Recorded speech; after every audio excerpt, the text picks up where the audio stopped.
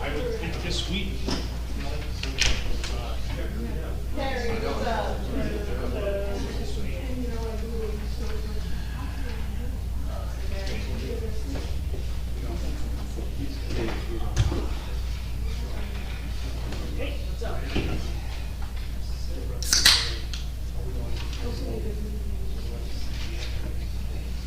Wow. Thank you. Love that. I need that.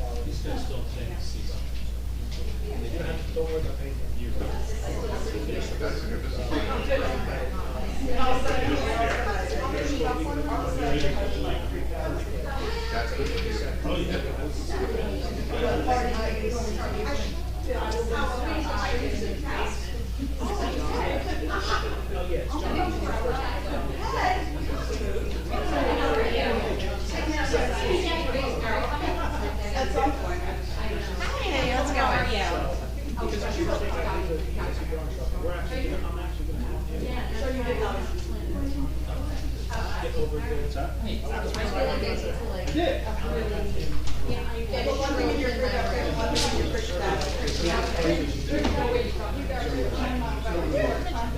The what? The agenda? Oh, it should be on the front row.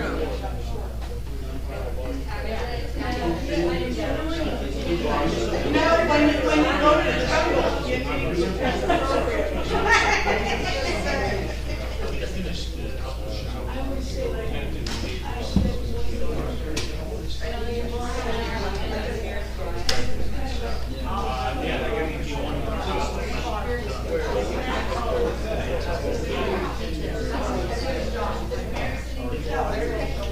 Richard.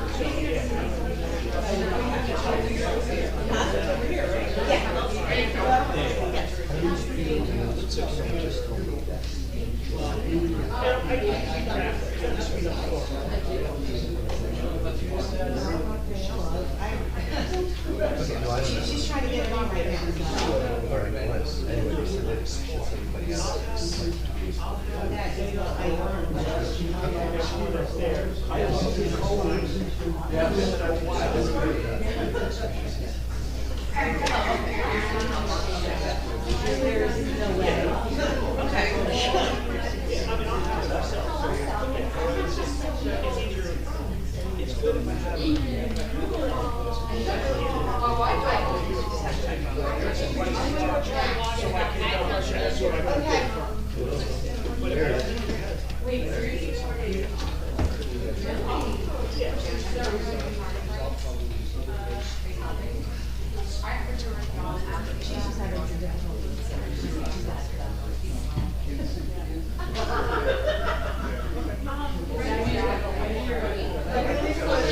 I believe it was, I have, a and my party, no, and by the way, he was fucking off, that's what I got.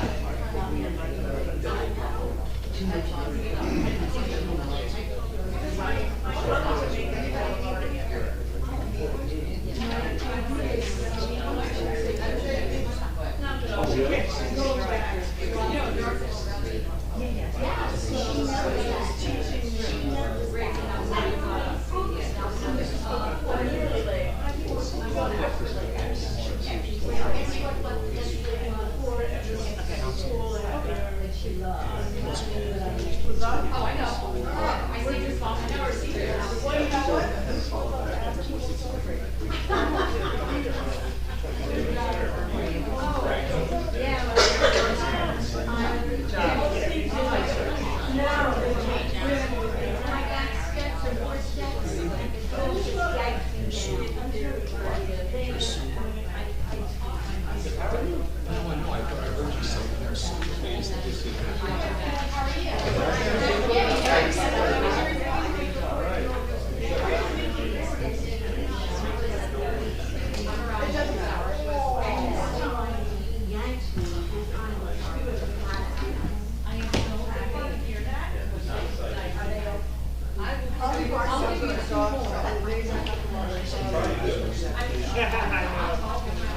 It's my designated seat, though.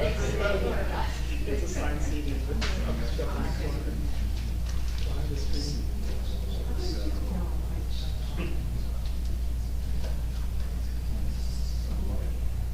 Wait, what happened? Wait, 29.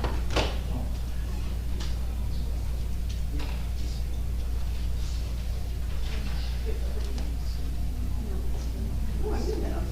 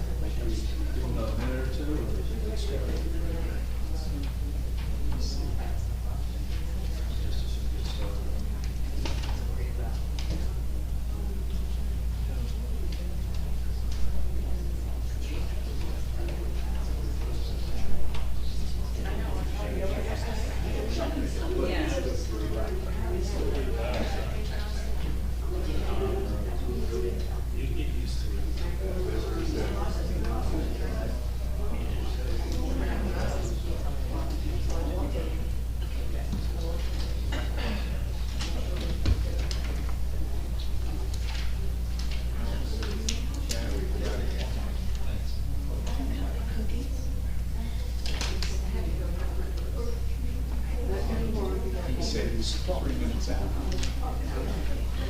We're not gonna get to this stuff in 3 minutes anyway.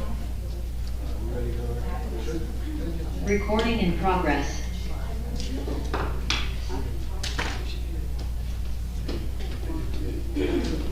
All right. Now we get started. Evening, everybody. I pledge allegiance to the flag of the United States of America and to the republic for which it stands, one nation, under God, indivisible, with liberty and justice for all. I wish to announce that the 48-hour notice as required under the Open Public Meetings Act was emailed to the Asbury Park Press, the Co-Star, and the New Co-Star on December the 13th of 2022. That a copy has been placed on the bulletin board in the Borough office and that a copy has been filed with the Borough Clerk. Mr. Marco? Present. Mrs. Noble? Here. Mr. Gubatose? Here. Mr. Weber? Here. Mayor Fox? Here. Yeah, good evening, everybody. Welcome to our 15th meeting of the year. We got a lot to cover tonight. We're going to continue to try to work both the problems and opportunities for the community. We don't have any workshops tonight, but we do have one ordinance for introduction, portable storage units. I'm going to make a motion to table the other introduction we had, 450 revisions. It's still in the review process with our attorney. It's a significant body of work, and he apologized he couldn't get through all of it before the appropriate time. Additionally, we have one ordinance for adoption covering the new landlord registration process that we've been working on for a number of months. So as I said, there are no workshops. The fifth item on the agenda is the workshops, and we do not have any, so I'll move to presentations and bids. And there I have a proclamation that I will read on the Chinatown by the Sea proclamation. Whereas Chinese Americans first came to Bradley Beach circa 1923 when the Church of All Nations, a Methodist settlement house on New York City's Lower East Side, took over the Cliff Villa at 110 Cliff Avenue as a summer getaway for immigrants eager to escape the teeming hot city streets. And whereas Chinese Americans stayed at Cliff Villa during the first few weeks of every summer and eventually began renting homes for themselves for their entire season in the 1930s.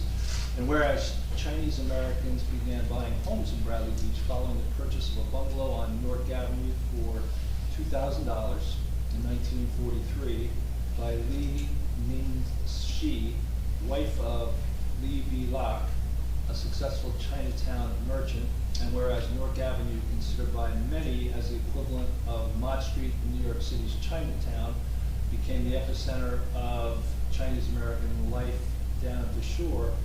And whereas Chinese Americans have a deep, abiding connection to Bradley Beach, and whereas Chinese Americans contribute to the rich diversity of Bradley Beach, a special seaside town that first welcomed them and made them feel comfortable a century ago, now therefore be it proclaimed that the mayor and council of Bradley Beach do recognize as part of the 130th anniversary of the borough's founding, the designation of Chinatown by the Sea to encompass Newark Avenue, Cliff Avenue, and the neighboring streets that generations of Chinese Americans call home.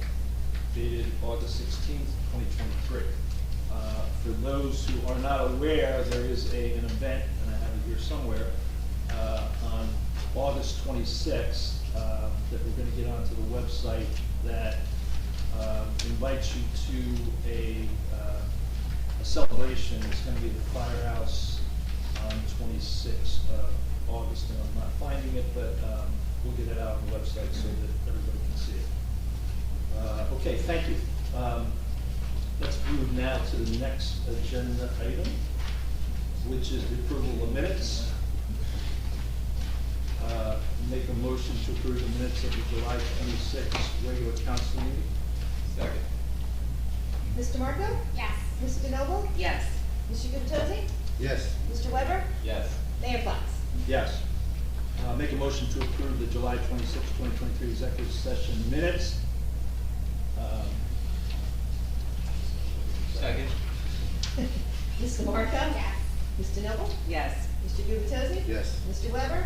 Yes. Mayor Fox? Yes. Okay, agenda item number 8, public comments pertaining to the 8:16 agenda items only, 5-minute limit, single instance to speak per participant, whether in person or virtual. So are there any questions on the agenda? Yes. Good evening, Joe Kulik, Mountain Avenue. Ordinance 2023-13 in regards to containers. Would this be applicable to the container that sits in front of Auto Tech, which seems to be a permanent fixture of our town? Any comments from anybody? Yes, give us a second to process your question. I'm sorry, what? Give us a second to process Oh, your question. okay. I'm thinking about the ordinance. Well, it does say that one of the changes is regarding the front envelope of the property, correct? Well, it's the amount of time, actually. Okay. What you were saying exactly. Right now, you can have a dumpster out for 30 days, and then after that, you can renew it and have it another 30 days. And there's just no end to it.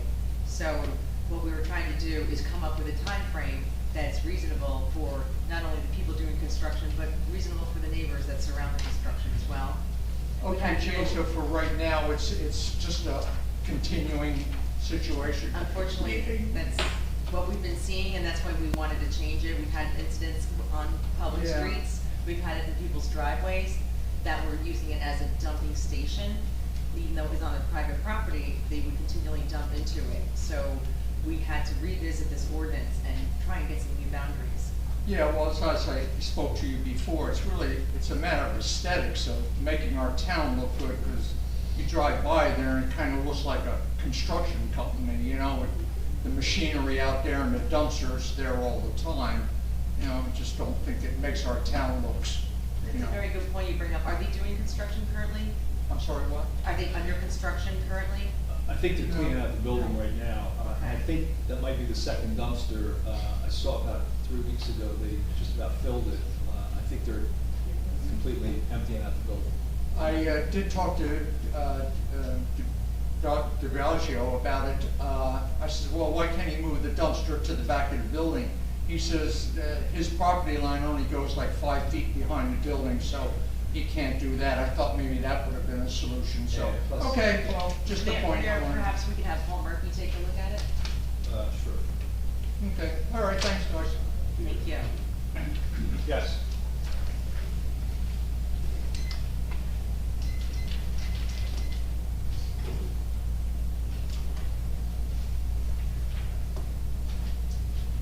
Brigitte McGuire, 610 Brinley Ave. I noticed on the bills list, there's a bill for health insurance, Brown and Brown. I also noticed Brown and Brown supported your campaign, Mayor Fox, and I'm just not sure if something has to be filed publicly, and if it was, sort of like a nepotism thing. Can someone tell me how this works? Mr. Mayor, if I can. Brown and Brown was the borough's risk manager for health insurance. On July 3rd, that contract was canceled.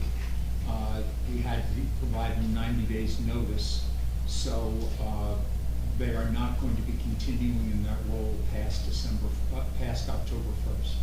Okay, but they did, so was there a conflict there? Is there? No, you can get contributions from people that are working here, municipal engineers and others. As Business Administrator Fehrenbach said, we make decisions on an objective basis. We made a decision to cease that service because we didn't think we were getting needed to get from it. It wasn't worth the value. So I think that's an indication that hopefully it's an indication to you that we make decisions based on the best for the community in this case. No, that's wonderful, but if they were still hired and they still contributed to campaign, is there like a pay-to-play type of thing? Yeah, there is. filed? We abide by those rules, yes. Okay, so does that have to be a public thing? Is that Yeah, something we it's- see? It's submitted as part of your ELAC. It's submitted on a quarterly basis to the state. Okay, is that something that has to be presented publicly to the council or anything? I don't know, so I'm just No, asking. just go into ELAC. They just do it. So the state, so it's all governed in state law, it's a state agency. If you're a candidate for public office, you're seeking to influence the outcome of any election that's being held, you must file disclosures of anyone at this moment in history, of anyone who gives you more than $200. Okay, So that's publicly available to everyone. That doesn't create a conflict for the contractor or the elected official. right, as long as it's There's filed. maximum contribution Okay. limits of 5,200. If you give more than 200, then you can no longer be anonymous because Okay. you're affecting our elections, and then you should know who you are. And the contractor, so someone like my friend, if you receive more than $50,000 in public contracts per year, as a firm, you must file a disclosure with the Election Law Enforcement Commission that indicates any reportable contributions above $200 that you've given as a professional during the year. So Okay. that the public knows who's giving, who's receiving, and they can make their own judgments accordingly, just like you do in the federal level for defense contractors or anything else. Okay, I just wanted to make sure that one was, since it pertains to our borough, so. Isn't it 300? So it was 300 until July 1st. July 1st, the limit was lowered, the Elections Transparency Act lowered the limit to $200. I haven't run for anything since July 1st, so. The law just changed. But I just want to add, Brigitte, that Thank the you. town's pay-to-play law sets the threshold even lower than what the state had been. So the Elections Transparency Act has limited all, Oh, that's right. our ballot ordinance is no longer valid, it's all governed by state law now. Yeah. But we Okay. used to have one that was stricter than the state. Yes, Oh, it was cool. $275 here. Yeah, it used to prior be- July it was 1st. $275 for us, yes. Okay, And that was a maximum contribution for anyone, so any professional working for the town. The principals of those firms or themselves, their self-proprietor, could not give any of your elected officials here in town more than $275, or they were disqualified from receiving a public contract from the town. Now, the town board. The okay. Elections Transparency Act has wiped all those municipal ordinances out, so that the rules I espoused at the beginning are the same in every town in the state now. So if I'm on the ELEC website looking at the contributions, is that listed under there, like the files pay to play? Like, would I see that Oh, yeah. on there? You could look up my firm, you can look up me, I'm a councilman in Aberdeen, and you can look up my reports, you can see money to run for office in my town, and any elected official in the whole state. Okay, Yeah. all right, great, thank you. Okay. Any other questions? Yes?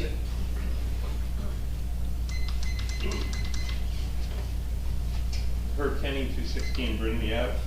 This question regarding 223, 218. Mayor Fox, I sent you an email a couple days ago. Just let me get to 222. It's a grace period for the third quarter real estate tax. Yes, Did you receive my email? I did, I responded to it. You did? I did, Today? yes. Okay, I'll check. Okay, because my question is, are you going to submit a correction to your last week's newsletter where you were? I responded to you. I know you can respond to everybody else here, right? Well, I read the email and then give me a call if you have a question. Well, there was a number of things that you asked on the email, and I tried to respond to all those. Okay, in specific, are you going to correct the errors you had in I your said facts? I was gonna talk to the business administrator and CFO about the best way to approach it. Okay, so you believe that your email is correct, or you believe that there were significant errors in your? No, there weren't significant errors. It was- There weren't significant errors. Well, okay, why don't you read the memo, and you call me, I clarified the points that you made to you. There was an error in a from to, but, From two, you had 1 point something% for every tax increase What? in the town. Mr. Kenny, why don't you read the memo? and- I know, but I am going to address that question. You're gonna tell me that wasn't an error? I asked you to read the memo, and then we can talk, thank you. Yeah. Thomas J. Cohen, 612 Third Avenue. With regard to the executive session, I just want to comment that the beach has been groomed amazing. The parks look incredible. The garbage pickup has been phenomenal. I'm sorry, Ms. Cohen, you said you wanted to talk about what topic? I didn't catch in the, I'm sorry. The executive session. Oh, okay, I'm sorry, So I'm gonna start again. I was trying to get the connection. Yeah, the beach looked amazingly groomed. The parks look incredible. The garbage pickup has been flawless. I'm hoping you can come to a negotiation and give the Public Works Department a contract. So I hope that evolves as it should. Also, thank you for the ordinance on the dumpsters. This has been a continuing problem, not for the outside contractors, but for the residents. So it's about time we do ordinances for the residents. It took months to get the dumpster taken out on McCabe Avenue, and I'd like to see that no resident has to go through that ever again.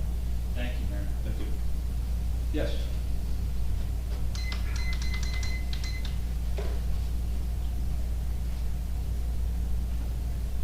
My name's Shishnis, 112 Fourth Avenue. Question about King Lear. Do we have any idea how many people went to see the program? I don't, I would suggest it was in excess of 100, because I went to one of the two performances, it was about 50, and I heard that the next day it was about the same. So I'd say between 100 and 125 people. Okay, thank you. Okay, questions on the board? Mr. Greenberg? Hi, how you doing? Don Greenberg, 302 Park Place Ave. Just a question on a comment actually on the dumpster ordinance. I get why we're revising the ordinance, especially given what happened on McCabe and with the dumpster at Autotech. But I do think 4 weeks is not enough time. If you're doing a total gut of a house or a total demo of a house, I mean, what if you get rain for a week? What if you have staffing issues? Or subcontractor issues? I think 4 weeks is a little too low amount of time. I think maybe it should be extended to 6 weeks. I mean, I understand quality of life issues, but there are realities in today's business world with staffing, with supplies, and of course with weather. So I just think it should be extended to 6 weeks instead of 4. And that's my comment. Thank you. Paul Shanky. Yes, Mr. Champion. Good evening, Paul.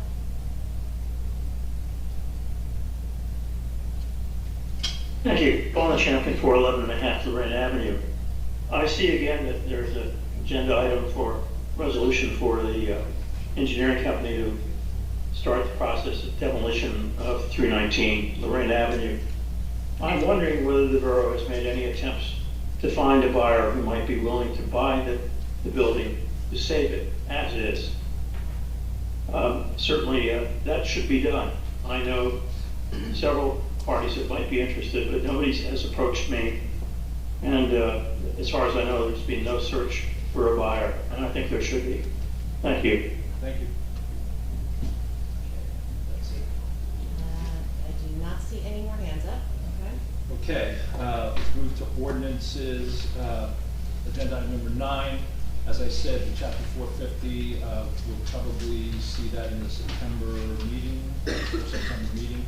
We'll move to ordinance 2023-13, which is an ordinance amending chapter 3. Oh, yes, you're correct. Thank you for that. Thank you for that. I'll make a motion to table ordinance 2023-12. I would say till the one of the 2 September council meetings. Yeah. Mr. Marco? Yes. Mr. Noble? Yes. Mr. Gubatose? Yes. Mr. Weber? Yes. Mayor Fox? Yes, thank you, Erica. You're for welcome. Catching that for me. Ordinance 2023-13, an ordinance amending chapter 348 portable storage units and dumpsters on the borough's revised general ordinance to update the regulation pertaining to same. So on that ordinance, first start off with any council comments. I did get your email about having a meeting with maybe Steve Lasaka and the chief, and I think that's a great idea. I'd like to set that up as soon as possible and get this on for our next meeting. So would we like to table this? for Yeah, now? we'll table it for now and then work out a few, I think we have to talk about the time. Is 4 weeks, 6 weeks, or what works best for the residents? I will make a motion to table ordinance 2023-13 until the September 13th meeting. Second. Mr. Marco? Yes. Mr. Noble? Yes. Mr. Gubatose? Yes. Mr. Weber? Yes. Mayor Fox? Yes. Mr. Mayor, is it possible for me to request 2 volunteers on the council to meet on that committee? Sure. And I'll try to set that up. Okay, thank you. Thank you, Council. Thank you. Thank you. So let's go to adoptions, public hearing and vote for adoptions. We have one ordinance for public hearing and adoption, that's 2023-3, an ordinance amending and supplementing chapter 365, rental property of the borough's revised ordinances to enact landlord registration regulations. We'll start with any council comments, if there are any. Yeah, I did, actually. I have a few questions. I know sweeping revisions are included in here to take out all the prior references to summer rentals. But just a couple of the provisions of summer rentals, I was wondering if they need to be addressed in this ordinance. So, Mr. Cannon, Greg, Cannon. I'm sorry. Forgive me, I'm sorry, we're setting up the meeting for the dumpster ordinance. Okay. But my question on the short-term rental ordinance, which I know you spent a good amount of time updating for us, there were a couple of areas in particular, let me just reference you to them. Under the old ordinance for summer rentals, section 365-16, the 365-16, section H and I refer to inspections. And most of that seemed still relevant to me, other than, we have to strike the word summer rentals, but do we need language, or should we have language based on your legal expertise, just around, scheduling inspections to be a certain period of time? We had it May 1st, that, there could be a re-inspection if they failed. That kind of language, it seemed pretty standard to me, but it also seemed important. H and I. No, I see it.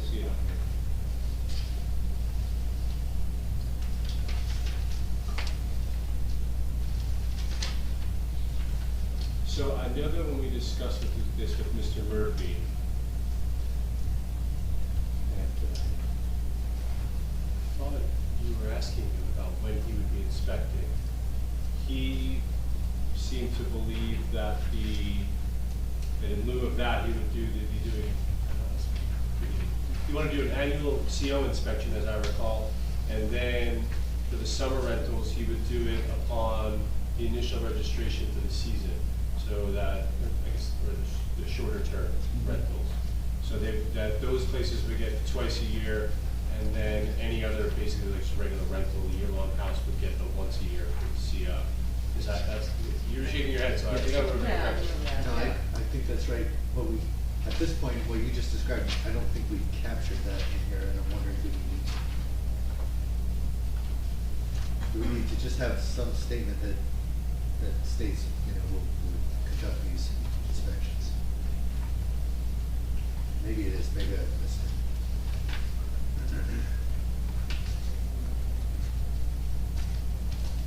We left it, it's 365-4, Yeah, so that. and we left it open because, as Mr. Murphy said, that the CO inspection requires a minimum every year.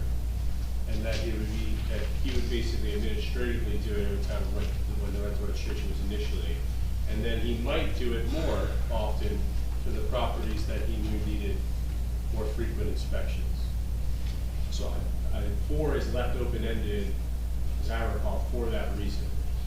Because if he goes back the 4th or 5th time to someone, and then you're not following the ordinance. But you might need to be there 4 or 5 times, depending on Mr. Murphy's experience with particular properties. So that was my recollection as to why we left it open-ended there. It does call for inspections. Right, it doesn't mention time frame. It doesn't mention. No, we left that open-ended for him because of what he said at our meeting as to how he was going to administer. Okay, all right. One other question I had, and this is maybe it's very unique to Bradley. It may not be totally unique. There may be other boroughs, especially shore communities, that deal with this. But the prior section 365-24, it was referencing the fact that someone who had a summer rental basically had to make sure that if there were children in a family that the unit was being rented year-round outside of the summer for the school year, there was reference specifically that they basically had to make sure kids could be there for the start and end of school. And I'm thinking that, assuming we think that's good law, I'm thinking that should still apply for any, this is now generic rentals, not just summer, but to the extent there's a year-round, September to May rental that someone could do, and then, ask their tenants to leave for the summer. I was thinking we should still have language that would protect the school children. That was in my original draft. But I don't remember the source. But someone told me this is a large problem here, essentially when you could get more money for your house than living in. And then people would just sacrifice the first 2 weeks of their kid's school year for income. And now that's not really a problem here anymore, given the home values and the fact that this is really intended to address what's essentially commercial. We're seeing more like that process of the family kind of doing it is now commercialized, which is what's necessitating this need. I was told that it wasn't a problem with Bradley Beach anymore. Don't remember why we removed it, but it was in my it was number 7 in my original draft, which is never reserved. Because that was one of those things that's like that was unique to the town here, and so I left it in there because I didn't know what it was. Someone told me to take it out, and I'm not like playing games. I legitimately do not remember who told me it's not a problem here anymore. But I don't, you could put it back in as something to number 7 if you want. Is there any other reason that we think we don't need that protection for families and kids? I'd be inclined to ask them to put it back in if not. The reason's not there. You'd have to reintroduce this ordinance to do that. Let me ask this. If you go through the process of doing a new ordinance, it will require a new publication. So wouldn't it be possible to be able to adopt this one as it is and then only have to advertise that small change instead of advertising the whole ordinance all over again? Yeah, I mean, I could, like, literally while we're sitting here, I go back to my prior draft and just draft it here for a future meeting. If you wanted to adopt this one, you wanted to put that back in as number 7, I could do that while I'm sitting here. So I noticed the reports. But this is a public hearing, so this is the second reading. Correct. Yeah. And as the second reading, would you consider this to be a major amendment? Adding another section. there would be a major amendment. So I'm simply saying for economy purposes, you may want to basically just do an ordinance that would just have that paragraph in it instead of re-advertising the whole thing all over again. Yeah, that's what I would recommend too. I mean, I see, I mean, it clearly addresses the need that arose here at Bradley Beach, so I said to take it out to begin with. But, I mean, I can literally have that drafted by the time this meeting's up, because I already have everything right here in front of me. Then we could bring it up next meeting if you'd like. But I would recommend you adopt this one and get Mr. Murphy in this way. With everything else. Adopt this, Yeah. and then separately amend the ordinance again for this paragraph. I believe we're up to 14 now, right? Yeah. So yeah, it'd be 2023-14, we can just introduce that at the next meeting, making the commencement of summer rental on premises or occupied by school-age children. Just, I reserved number 7 because I had a feeling there would be unique issues in Bradley Beach. That's fine by me as long as, we just calendar it after the next meeting to make sure we do the amendment. Okay. Sorry I didn't raise that question sooner. No, that's okay. We went back and forth on that a couple of times, to be honest with you. I had the original, and then the information was that it was, I can't, and I, you just said, Greg, I can't remember, but someone said, that's not really a problem here anymore, because it's more commercialized. It's not really like the family rentals anymore. But there might be some still out there, so it's what we'll do. Okay, thank you. Okay, any other council comments? If not, I'll make a motion to open the public comments on ordinance 2023-3, and ask for a limit of 3 minutes on comments. Do I have a second? Second. Mr. Marco? Yes. Ms. DeNoble? Yes. Mr. Gubatose? Yes. Mr. Weber? Yes. Mayor Fox? Yes. Okay, the hearing is open. Does anybody have a comment? Yes. Thomas J. Cohen, 6 Third Avenue. I'd like to thank the council for putting this together. This is a long time coming, and you really did listen to the folks with the Airbnbs. You listened to the residents, and I think we got a very good outcome here. This guideline that you're creating does mimic this state statute. It does give Mr. Murphy the ability to get the insurance certificates and the registration so that he actually knows who's responsible and who to contact. So I think this protects the businesses, the Airbnb folks, but most importantly, the residents. Thank you. Any other comments? Okay, then I will make a motion to close the public hearing and to move to adopt 2023-3. Second. Mr. Marco? Yes. Ms. DeNoble? Yes. Mr. Gubatose? Yes. Mr. Weber? Yes. Mayor Fox? Yes.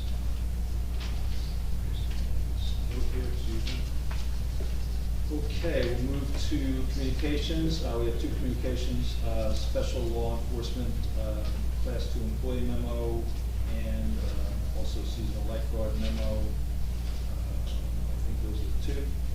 We'll move to the consent agenda.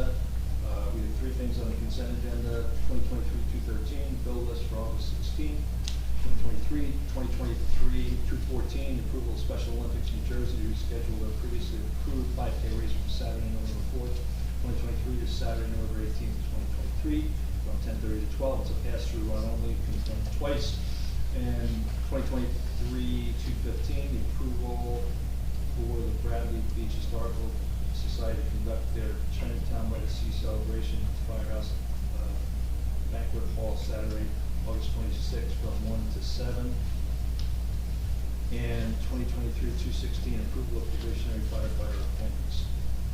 Make a motion, Mr. Mayor, could we separately vote on 216, please? What's the rationale? I'd like to have their names read. Okay. Sure. 2023-213, so make a motion to approve the consent agenda. I think you have to make a motion to remove First. 2023. Yeah, make a motion to remove 2023-216 to individual resolutions. Have a second? I'll second. Mr. Marco? Yes. Ms. DeNoble? Yes. Mr. Gubatose? Yes. Mr. Weber? Yes. Mayor Fox? Yes. So now I'll make a motion to approve the consent agenda resolutions for 2023, 213, 14, 15. I have a second? Second. Mr. Marco? Yes. Mr. Noble? Yes. Mr. Gubatose? Yes. Mr. Weber? Yes. Mayor Fox? Yes.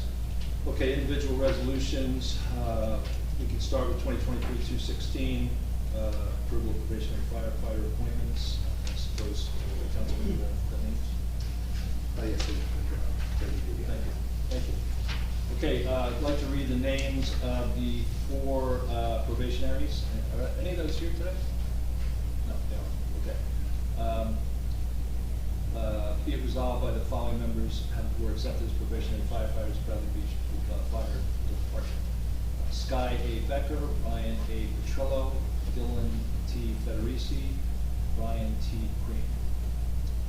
So I'll make a motion to approve those probationary firefighters. Thank you. Second. Mr. Marco? Yes. Mr. Noble? Thank you for your service. Yes.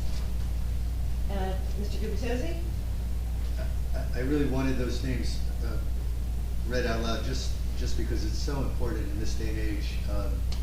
Our volunteer efforts across the borough, but especially with fire and first aid, struggled in recruitment, and I was thrilled to see 4 new members be named as probationary members, so I vote yes. Mr. Weber? Yes. Mayor Fox? Yes. Individual resolutions, we have a number of those. First is 2023-200A, amendment to the fund account number for resolution 2023-200, authorizing CME to prepare an application for the County of Monmouth for open space trust funds to fund improvements to the recreation center park at 39 Main Street at a cost of $1,200.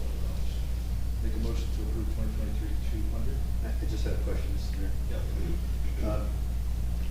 It doesn't say, I know we discussed this at a prior meeting where we were talking about perhaps requesting funds for a dog park or for treescape.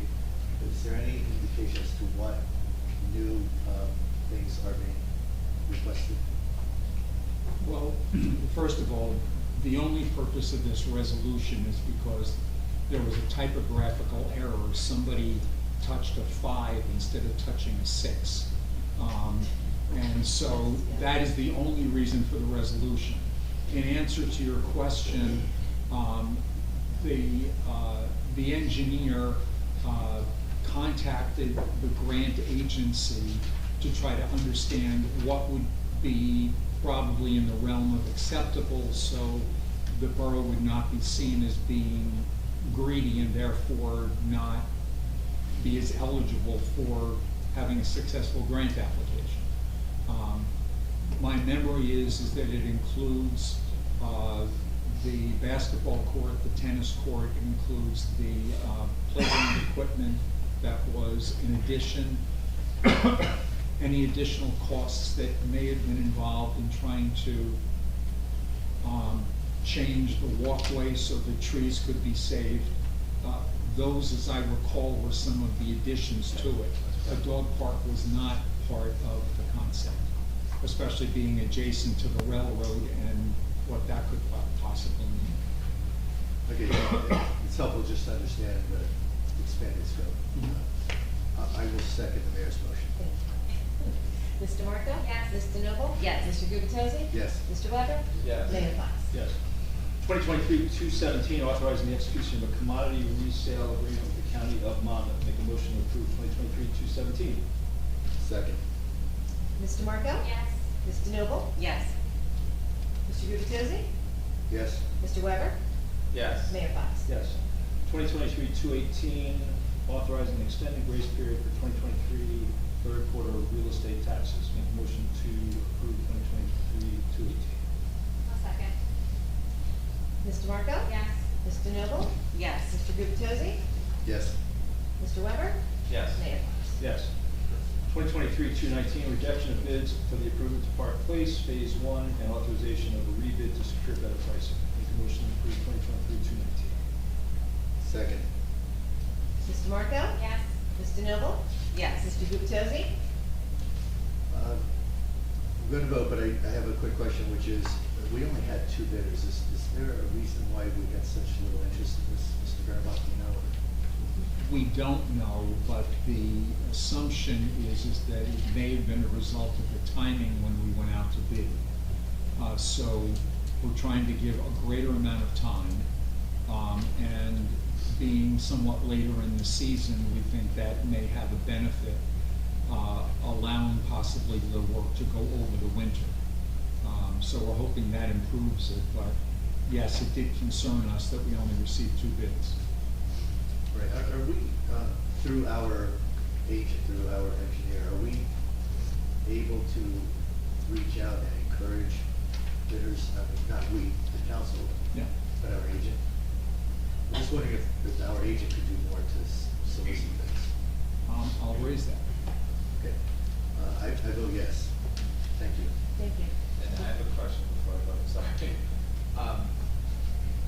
Am I right that this is to, we do the sewers and to pave over basically 2 blocks of Park Place Avenue, correct? Yes. Essentially, and I was making a big deal out of it, which was like $500,000, $500,000 to do 2 blocks, and they all the bids came in way over like $800,000. Okay, so are we in this a new world, or do you really think we're going to do better at a different time of year? 'Cause I'm just trying to 2 blocks, and then we got a lot of sewers left to do.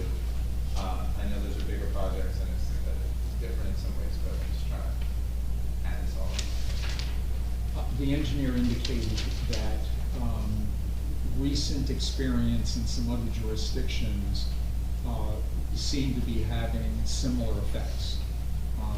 What looked like inflated numbers compared to what one was seeing in the spring.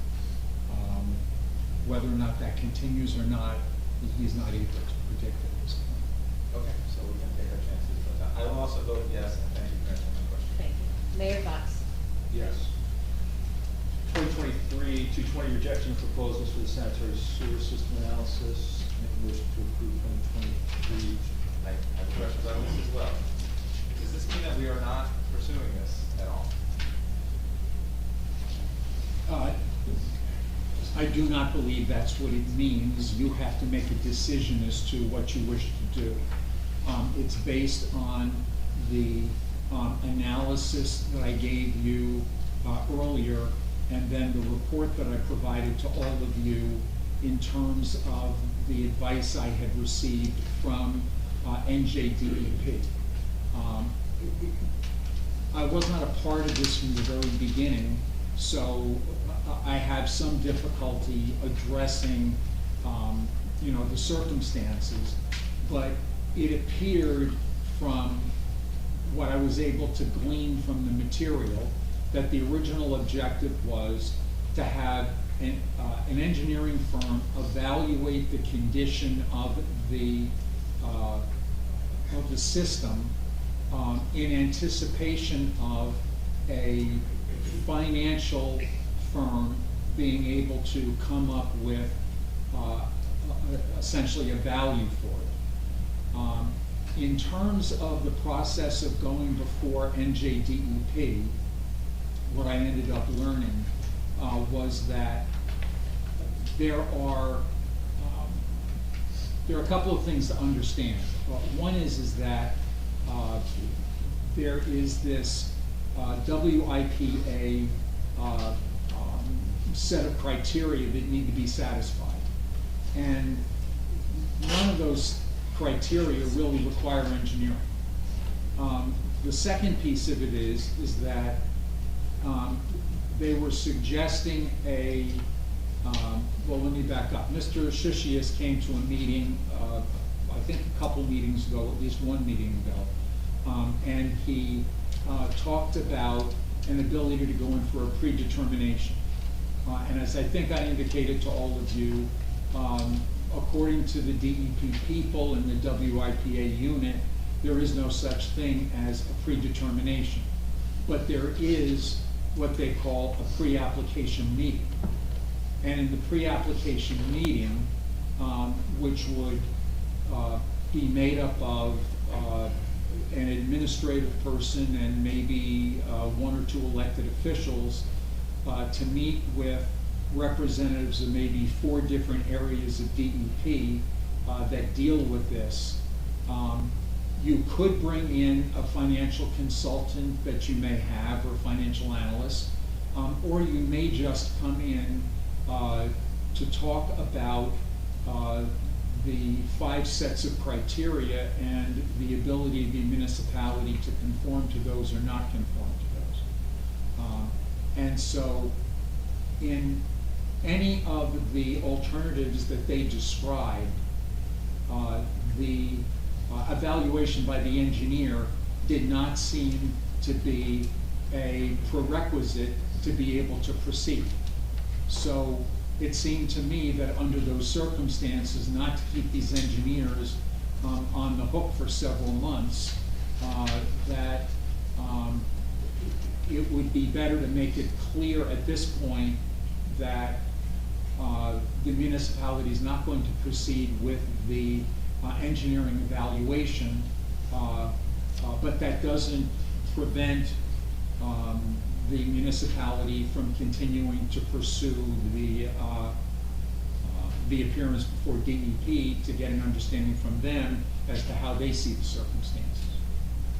Recognize we're also dealing with a wastewater collection system, and their priorities are essentially water treatment and supply systems, and then wastewater treatment systems, and then wastewater collection systems, and we're sort of at the bottom of the pecking order. Quick follow-up question. Was it DEP that said they'd never seen the sale of just a collection-only system? Well, no, they haven't had before them in the WIPA process a collection system. Not that they haven't seen the sale of one. Oh, okay. I didn't ask that question. It was just dealing with the Water Infrastructure Protection Act administration. So that doesn't mean that okay, so that was sort of the answer to my question. Doesn't mean we can't, just because it's never come before in the WIPA process, doesn't mean that we can't sell it just because it's a collection of the system. Frankly, almost any asset you have other than a public right-of-way, you can probably sell. Okay. Thank you. Councilman Weber, just to follow up on this, Mr. Shishius did say, we were talking, and you can see the numbers here, we're talking about proposals that were $50,000 up to $80,000. It was Mr. Shishius who said you can do a kind of an upfront analysis a heck of a lot cheaper to just understand if we even qualify for the WIPA. So at the end of last meeting, I think we all largely agreed that we probably would not move forward, and this is really formalizing that with the bidders. On the other hand, I'm, as just speaking for myself, I'm still interested in arranging to have that meeting, perhaps with a professional, far cheaper price tag perhaps, just so we can continue the now 2-year-long process of exploring this with due diligence. Okay, thank you. I think we're in the middle of making the motion. I asked the question, Mr. Patterson. Back to you. You made the motion, but I'll do it again. 2023-220, make a motion to approve. Second. Mr. Marco? Yes. Mr. Noble? Yes. Mr. Gubatose? Yes. Mr. Weber? Yes. Mayor Fox? Yes. 2023-221, authorizing CMENG to perform additional general engineering services for the borough. I have questions on this one too, before you make the motion. I actually have a concern just with the wording here. I don't know how many folks in the public are familiar with it, but we're basically being asked to approve $20,000 of available money to spend with one of our engineers, CME. But my concern is really the lack of specificity in the language. We're being asked to approve $20,000 to spend for attendance at public meetings to discuss the status of borough projects with the council and the public. But without more specificity, I don't know how important it is to have our engineers attend our meetings. But also provide general engineering advice to the Community Development Department, the Borough Administrator, and the Department of Public Works. And again, from my perspective, without having a better understanding of why we're engaging the engineer rather, I'm not comfortable approving a $20,000 spend. Let me say one last thing. The reason we reduced the bid threshold, I know this doesn't apply because they've already exceeded the prior bid threshold anyway, but the reason we reduced the bid threshold on our professionals to, we're trying to reduce it to $4,000, is because the council wants to have a better understanding of how we're spending money on professionals. And this description, as far as I'm concerned, doesn't provide sufficient information for me to make that decision to approve. Mayor West. Sure, absolutely. First, if you had a borough engineer, which you do not have, I wouldn't be here asking for this. Secondly, staff people, whether it be the public works director, or it be the zoning officer, or it be the construction official, or it be the administrator, periodically need engineering advice in order to be able to proceed with something. If you'll recall, I came before you at a recent meeting asking you for an authorization to be able to deal with curb, line, and grade in a couple of problematic locations. That would be funded out of this ordinance.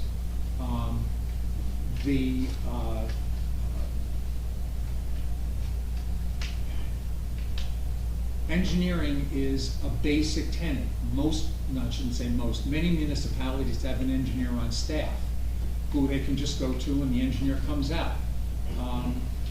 Others have them by contract, and under contract, they have an ability to be able to bring them out. We don't have that now.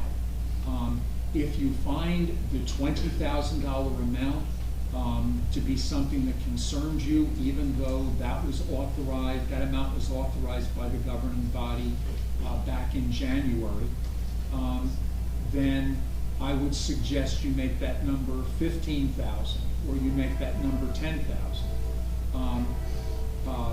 But all I can say is that the staff's hands end up being tied if they don't have an ability to have that resource available to them. So this kind of an expenditure is 2,000, 3,000, those kinds of expenditures. 250. 250, yes, small expenditures. This is essentially pay-as-you-go borough engineer. No, I understand. Yeah. And the reason we're at that point is in part because some of us, at least I believe, we've had a spend problem that needs to be curbed. And that perhaps there's too much spend taking place with professionals. And my goal was always to just say, until we understand why we're spending this money, the general comments about showing up at meetings, and especially $20,000. Mr. Fehrenbach, you referenced in January was authorized? Yes. What, specifically, if this was authorized in January, why is it before us now? No, I'm saying you authorized 20,000 in January and it's been depleted. Oh, I understand, this is the next. Yes. Okay. I would feel much more comfortable authorizing smaller increments and having more information. I'm willing to authorize much larger dollar amounts if we have specified details of projects, but again, just in general, conversing with folks, I'm going to follow the mayor's comment that if we're talking $500 or $2,000, you know, I can see that. Me personally, I don't know how others will vote, but I can see authorizing a smaller dollar amount and seeing how long that lasts us. Then if the governing body's willing, then reduce it to 10, and my successor, I hope, will be the one that comes to you next for something more, or there will be a decision made that won't require this sort of an action. Okay. Councilman, would you say if it goes Please. down to 10, would you be comfortable passing this tonight? I would. And then I have a question, so we really only spent $20,000 on engineering services from January till No, now? we've authorized that. Yeah, We must have, but when they were specifically authorized, okay. For general borough engineer services, you have spent about $20,000, well, about $20,000 between January and May. January and June. This is like, John, for example, the DPW is doing some work out in the street and they dig and they find something in the ground and it requires engineer. And they call, they would normally call the borough engineers who would come out there. You know, it's kind of for, this is the general duties of the borough engineer, essentially. Gotcha. 10,000 sounds good to me, something like that.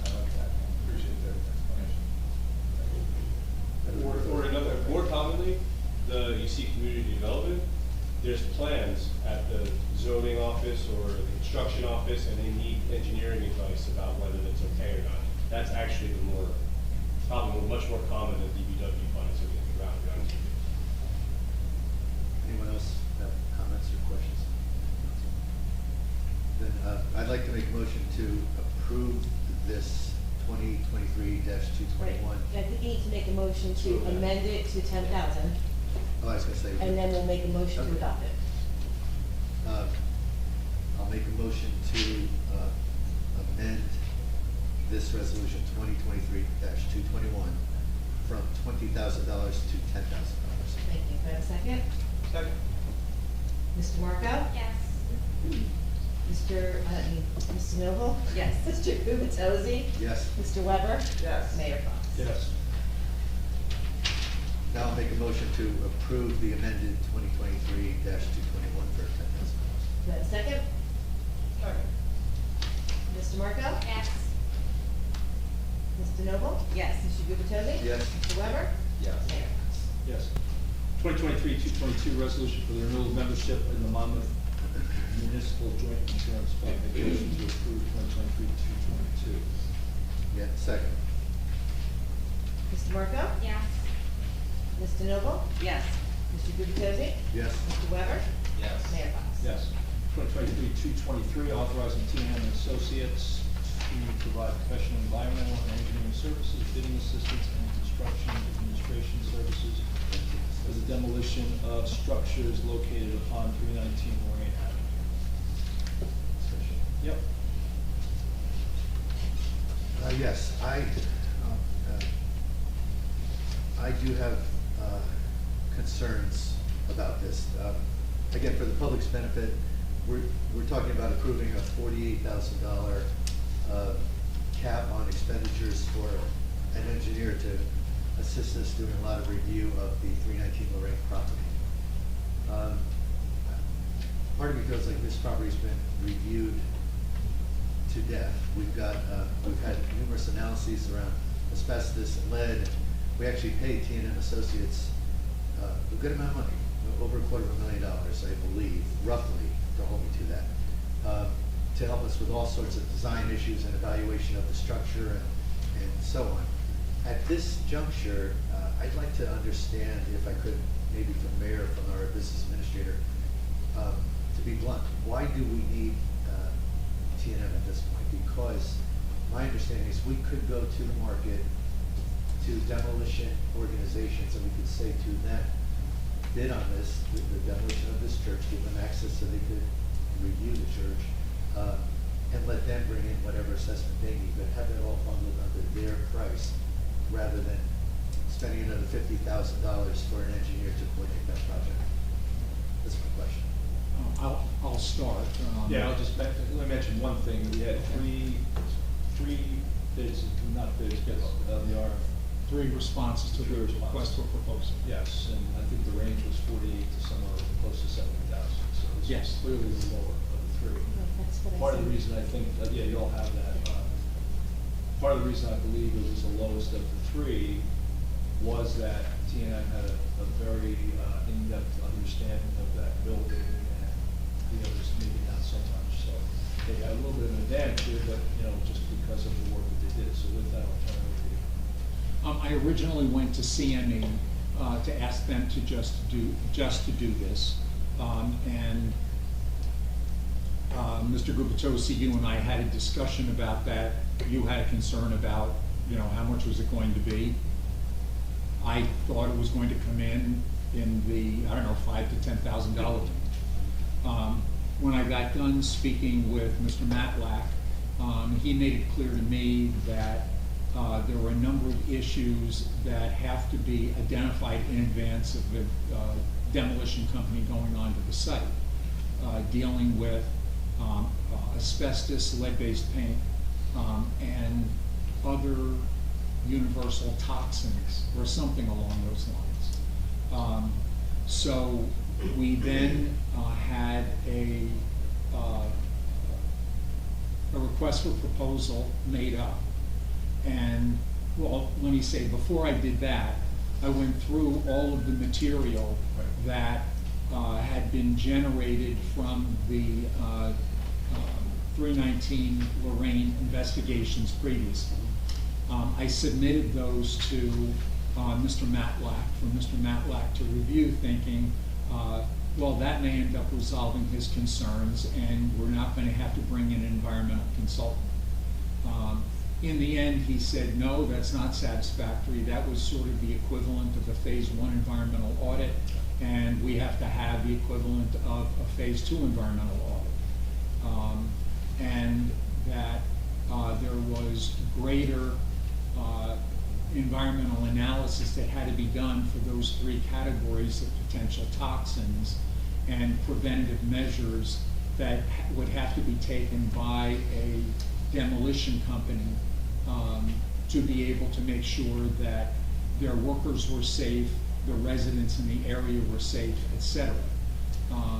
So after all of that, that is when we ended up deciding that we had to go out for something more, and I had no idea it was going to come in this high, but Mr. Matlack had warned me that the environmental analysis and the work done by the environmental people was what was going to eat up most of the cost of the project.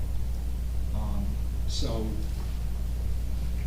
I'd like to see it something where you do it like you used to do before. You get a hold of a demolition person, say, do the markouts, cut the utilities off, and take the building down and go off with it, and we'll pay you $7,650 for it. This one doesn't seem to be that way. It's been in like 1922 or something. No, that was actually an experience I had in this county 5 years ago. Well, I think what you and I are discussing is really, it's not that extreme an end of the continuum of just having $7,000 and saying go at it, cut the lines.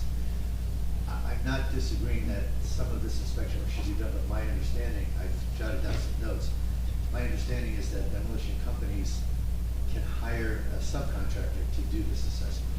So the assessment would be done, but if they build that into the price that they charge us, they're likely to be much more competitive than if we hire an independent engineer. My understanding is that what we would need them to address is that all hazardous materials are disposed of in accordance with AHH, which is the authority having jurisdiction, and all local and federal authorities. So my point being, if the demolition companies could include those services in their proposals, it would probably be a lot less than $50,000 to us. That's my understanding. So I'm not saying don't do the services, I'm just saying can the demolition companies provide a proposal that would include those services?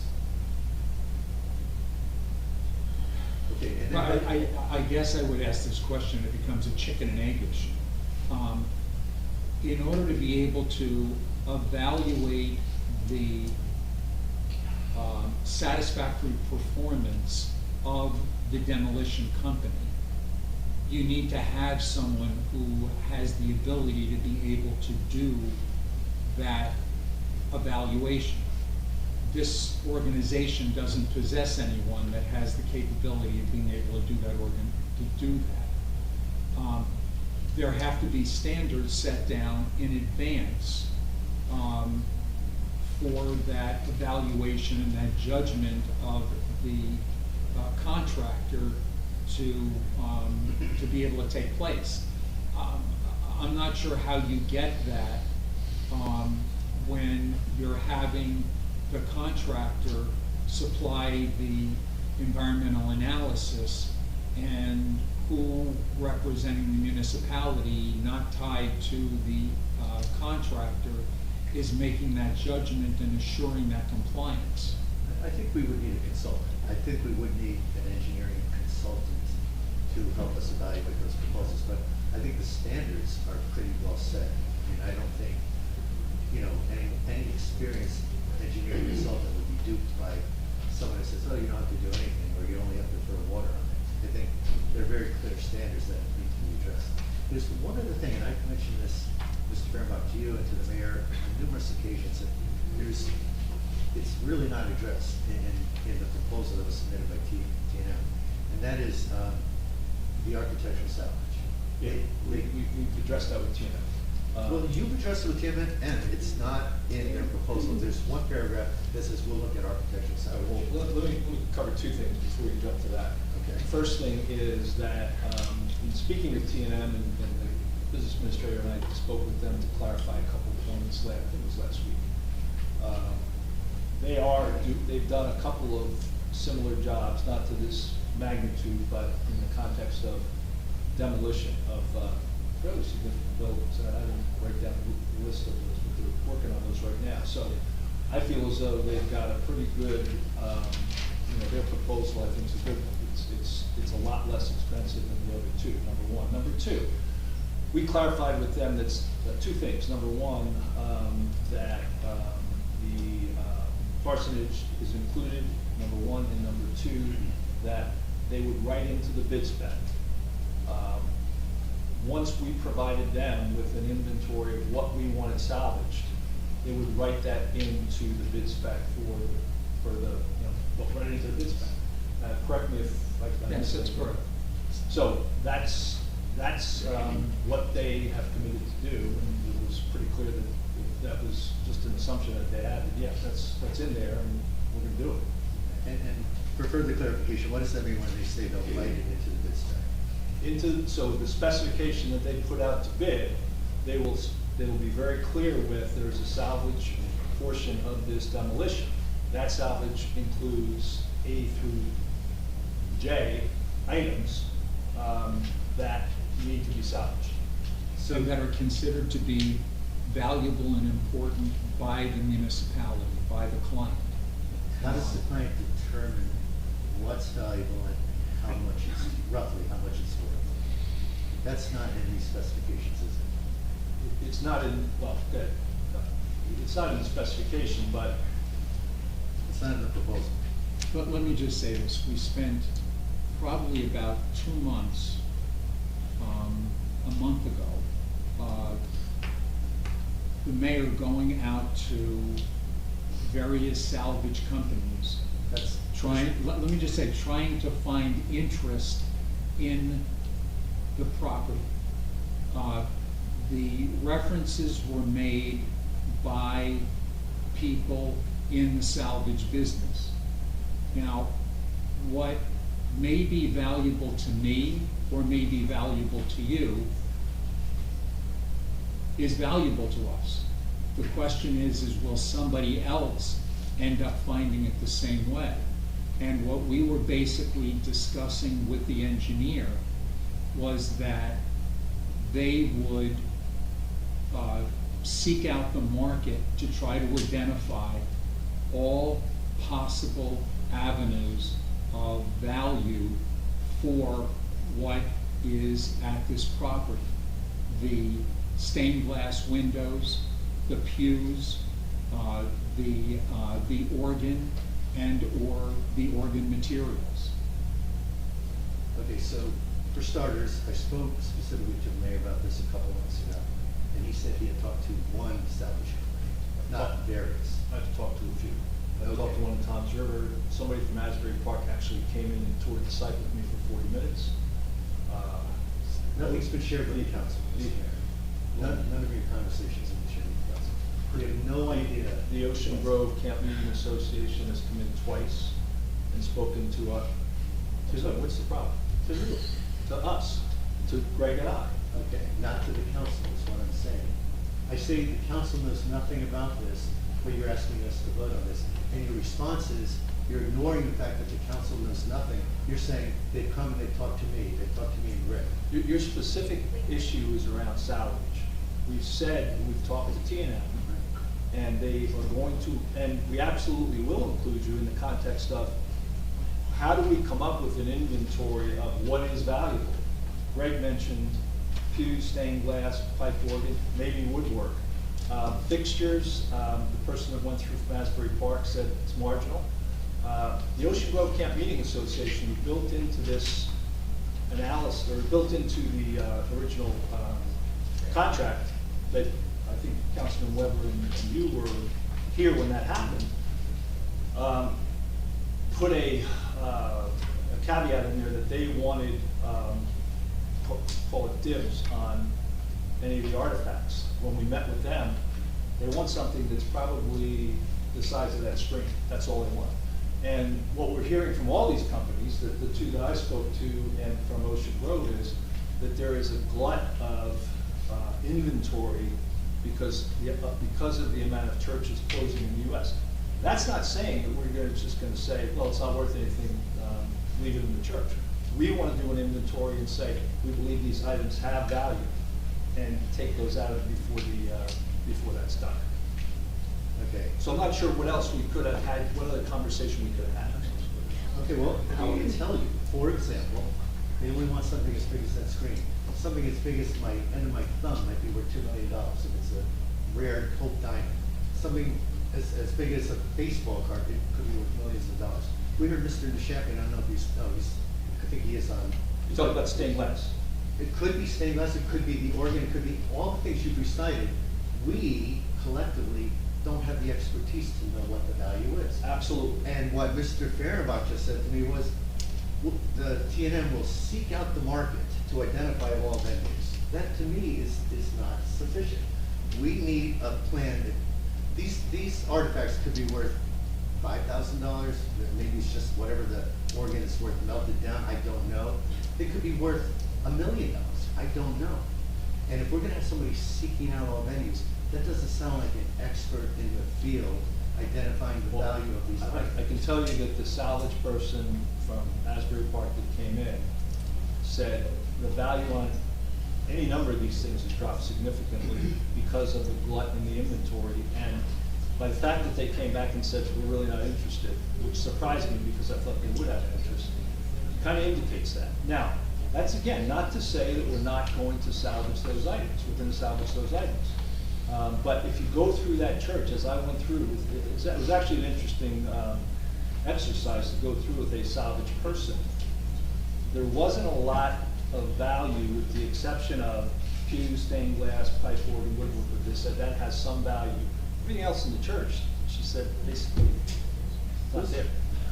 I understand that. You keep rattling those 3 or 4 or 5 things off: the church, the pews, the organ, right, the stained glass, as if nothing else might have that much value, but those might have substantial value, and we are not engaging the expert that we need to tell us what that value is. And that's the shortcoming, as I see it, beyond the fees themselves, but that's the shortcoming I see in this current proposal. There's a throwaway paragraph about, oh, we'll look into the artifacts. We were very specific with TNM. They understand that this needs to be part of the bid spec and the development of the bid spec. But they did say to us specifically, we're going to need, that inventory from you. I don't know what else to say relative to fuse, stained glass, pipe organ, woodwork. Well, I mean, because that's what is in that church right now. The guy from Ocean Grove said it's nominal, so that should be good enough.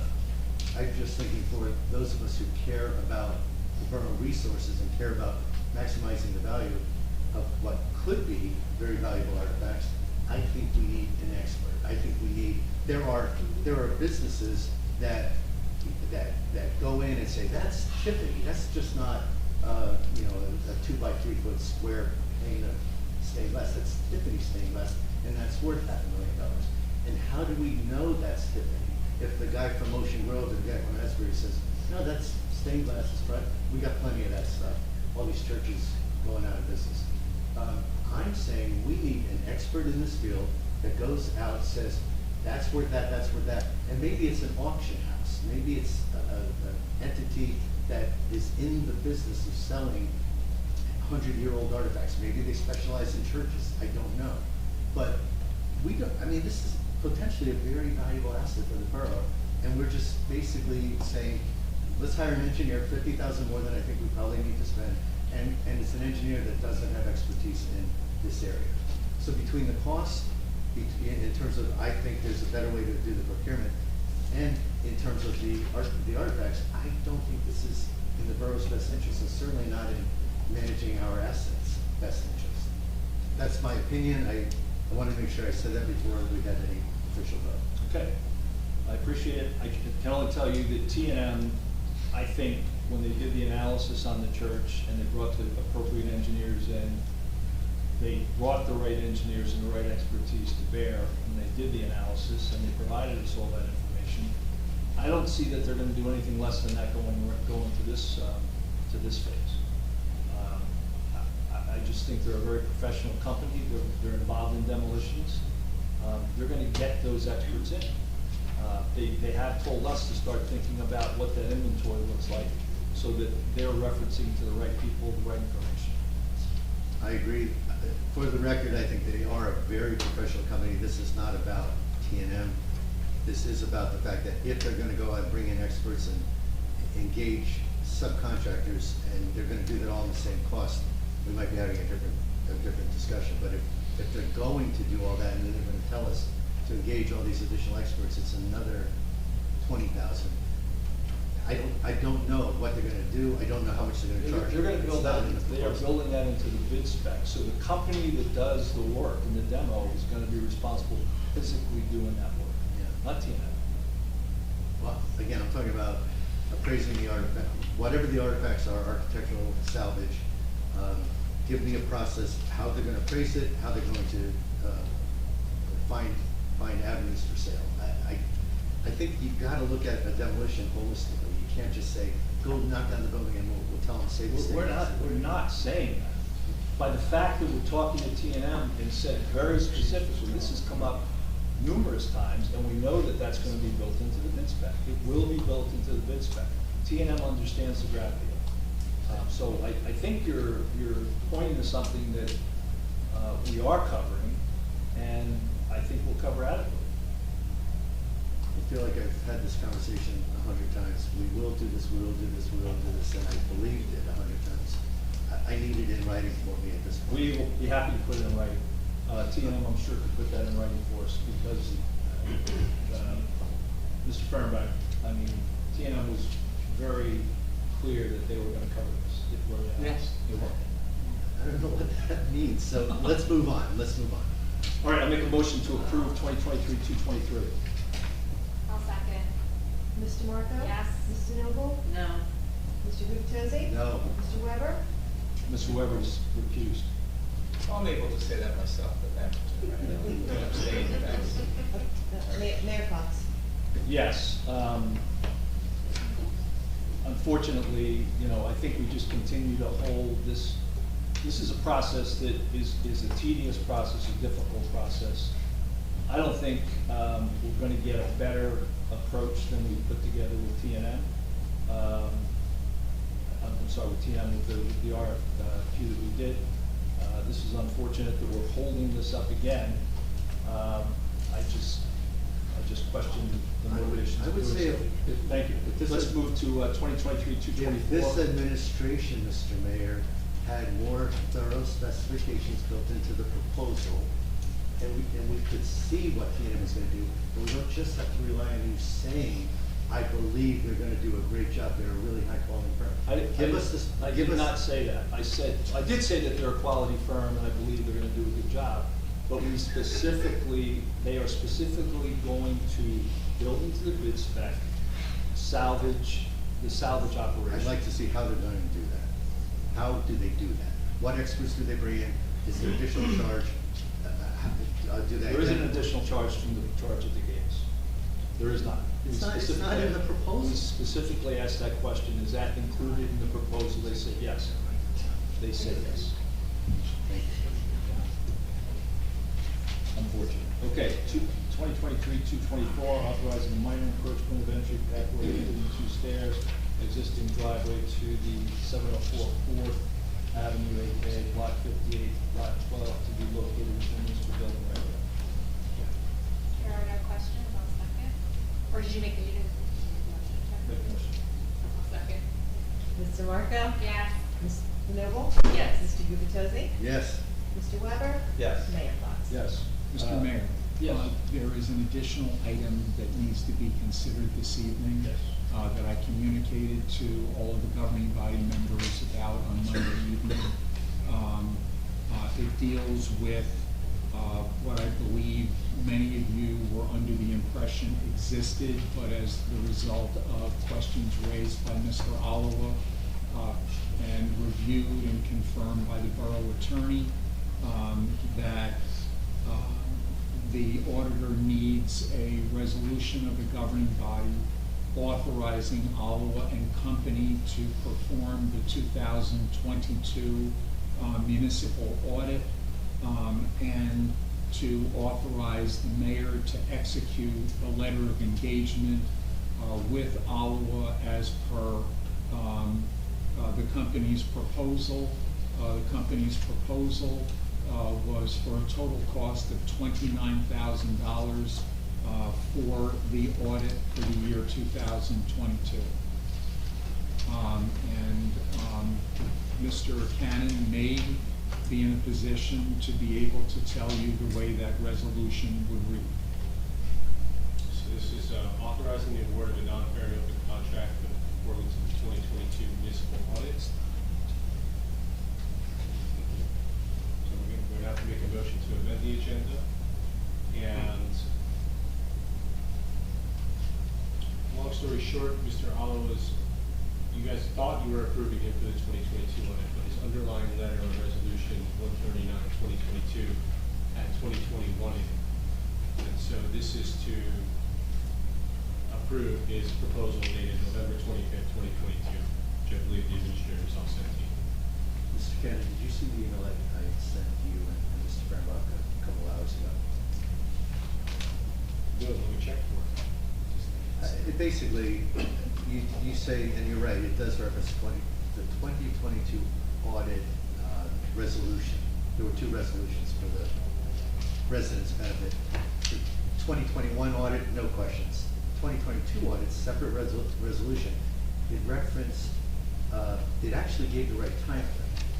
It said that you're doing a 2022 audit, but it referenced his proposal for 2021. And my question to you is, referencing that proposal, can that be viewed as like just an administrative error, or,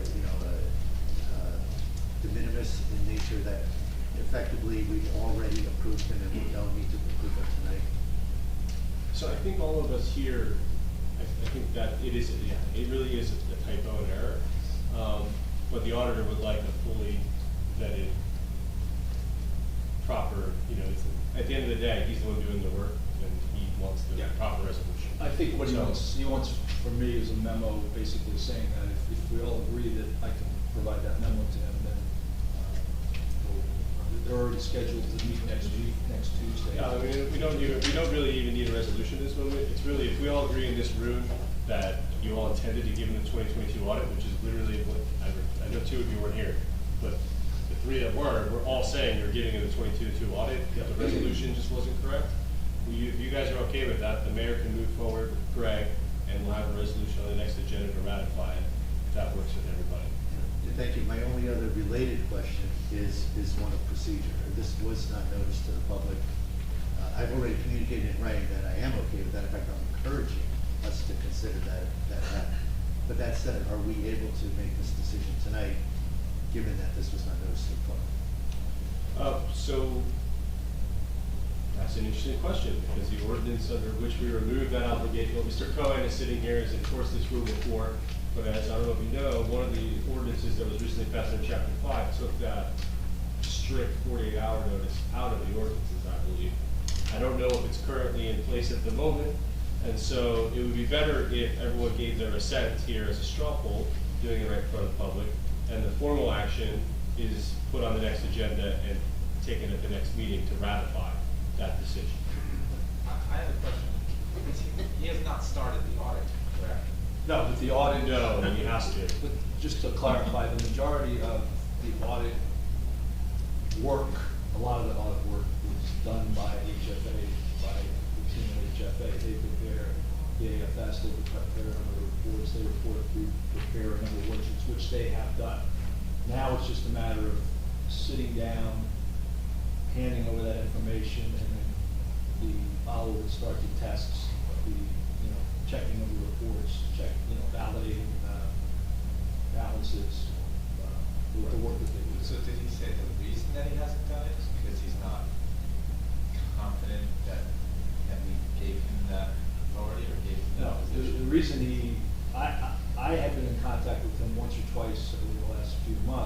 he has signed off on some things for us in the context of being a quote holdover. He received a memo from us saying that any work you do won't be paid for. The audit is more significant amount of work. It's a body of work that's gonna require a couple of people, some weeks, and it's not a small task, even though HFA provides most of that financial information. So at that point, he just told us, I want to say, it was a week or so ago, that he was not, he would like a validation from us that, Insured is paid. because basically he said, I'm not suing you guys if you don't pay me, because I don't sue municipalities. So he just wanted an assurance. That's what he His said. appointment is a subject of the lawsuit. So he wanted to make sure his I's are dotted, his T's are crossed, because He's he's just being been thorough. auditor by trade. And that's. Is that a week ago? We just found out a day ago. They would start auditing like early in the year and start doing, I know you're saying that HFA does a lot of other things, but some of this work would have happened already. I was under the assumption that HFA and Oliver was talking, and when I talked to them, probably about a week, I guess with Oliver was probably about a week and a half ago, he stated that he wasn't, that's when I got a hold of Greg. Mr. Mayor, if I may. No, This isn't an no, agenda I'm sorry. item. This is a discussion. I understand, but are you talking about a non-agenda item? If so, when was this audit due? I know, but this was on the Excuse me, agenda, so you gotta- it's 5 oh, minutes. sorry. About a week ago, maybe a little more, I was trying to find out where was the exit interview For the audit. for the audit. There's typically an exit interview following the end of an audit.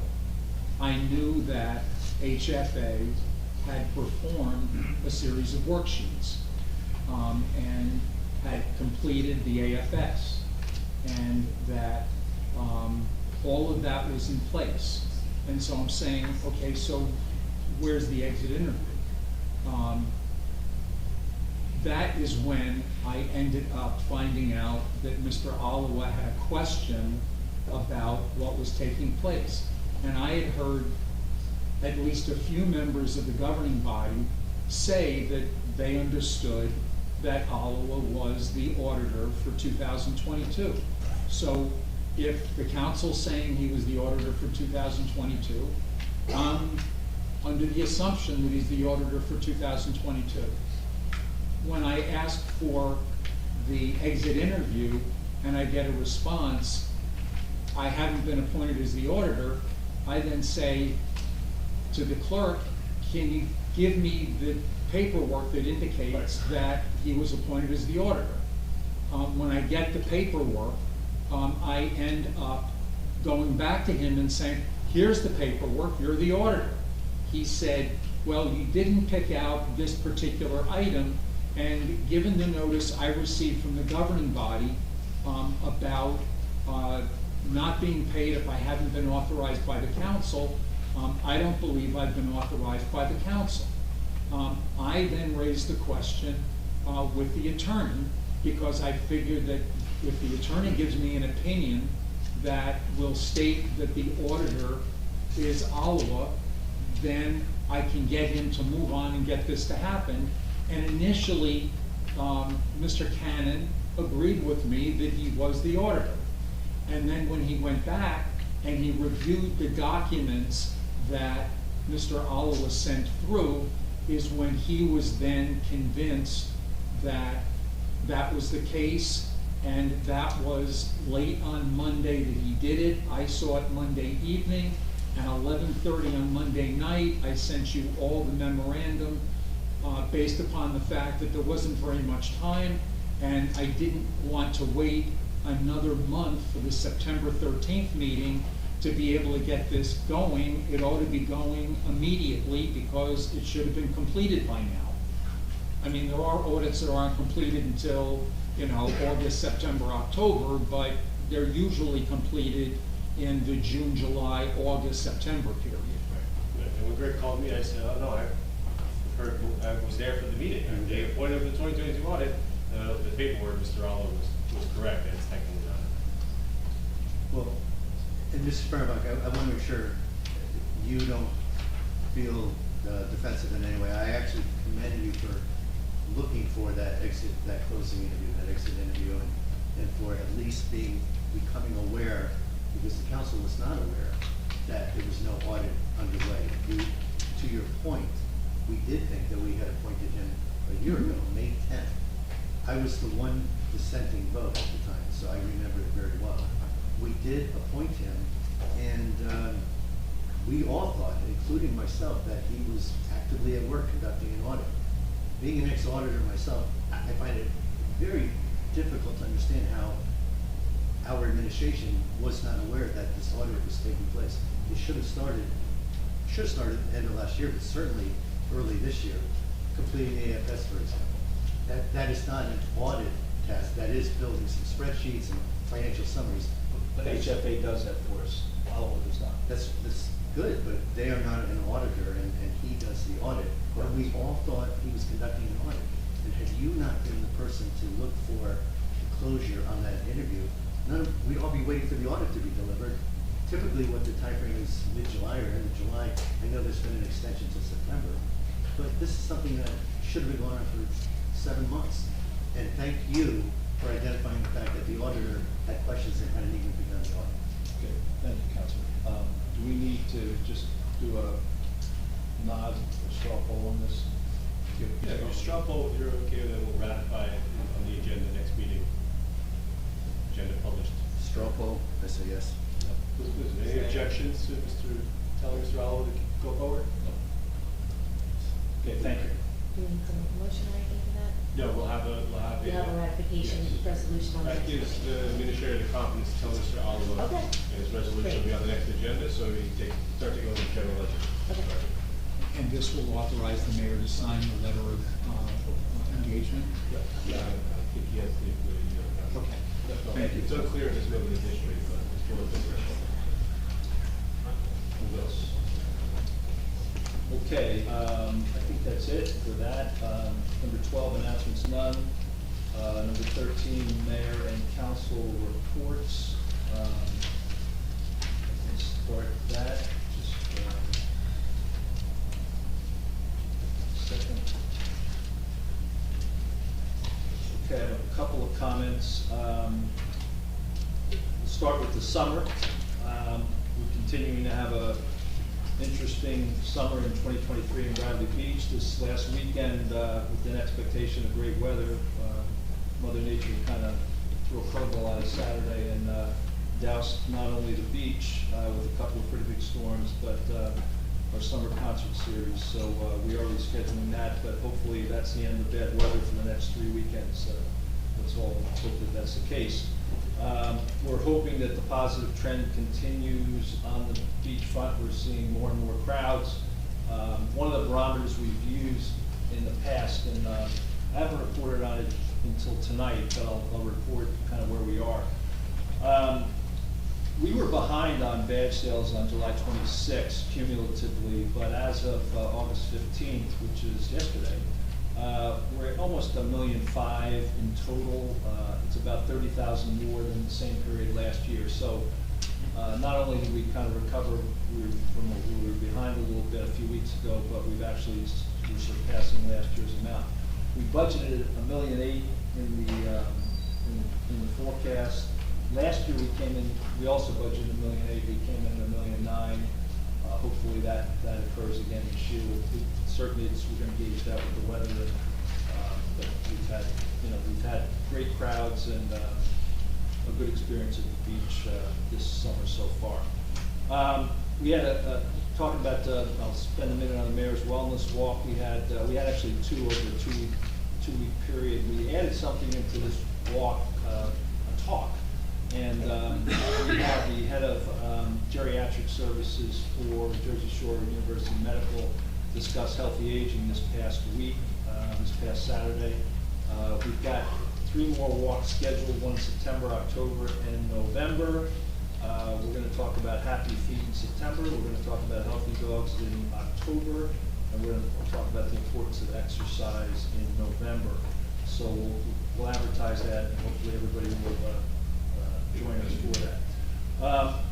An important topic that is operative and should be 12 months a year, but in August is international overdose awareness and the issue of drug abuse in our society.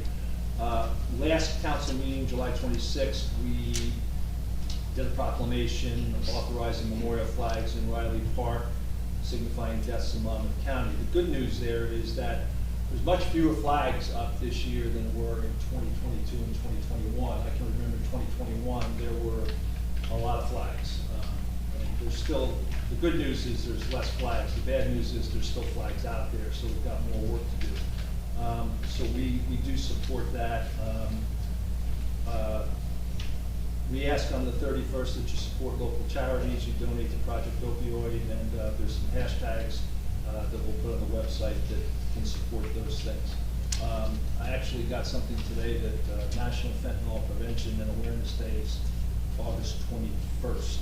So there's a lot of focus on this whole topic, and it's an important topic. This Saturday, so kind of continue on health, wellness movement. This Saturday is a big day. We've got the Bradley Beach 5K. It's sponsored by the fire company. It's one of their big fundraisers. Please join and participate. You don't have to run, you can walk. It's 5K, so it's 3.1 miles. You start on Main Street and kind of go through kind of a U shape. Thanks to Todd Migden, who really has been leading this for a number of years. Fire department's coordinating with a lot of volunteers, so we're looking forward to that.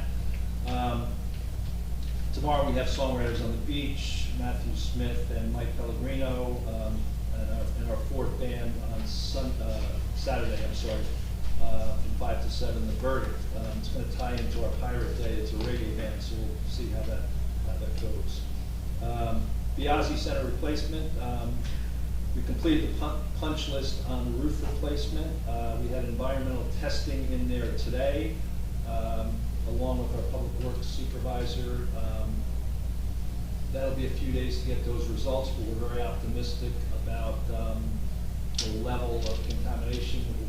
We may be just having marginal renovations and changes that have to take place in the building, but it really looks pretty marginal at this point. For those who don't go to the north side of town along Fletcher Lake, you can see that the Ocean Grove project on the bulkhead is almost complete, dramatically improved. It really looks good. They've done a great job, and that's part of the Fletcher Lake Commission. They've been really pushing on that for a number of years, so we're glad to see that that's come to fruition. You might have noticed if you're on the promenade by the playground area, we had a small improvement to that. We put a shade cover out. We've gotten requests to put shade, a little bit of shade in that area. We put one out this year. We're going to try it, and hopefully it works well, and we might add a few more in the right spots. We talked about Lorraine Avenue earlier tonight, so I don't think we need to spend any more time on that. Summer camp wrapped up on Friday. Another successful year, thanks to Courtney Pappas and her team. We do have a little bit of an issue that I still think is an issue. Still an issue? I didn't get an end result this afternoon. Yeah, when I was there Friday for their celebration, they were having problems with the bathrooms, and what we thought was just a clogged up drain was 120 feet or 220 feet? 220 feet. They've snaked already, and they can't seem to find a problem. So the big issue we have is one of the big events that the PTA runs. I think it's PTA or rec or a combination of both. Is the back to school bingo, where we generate a lot of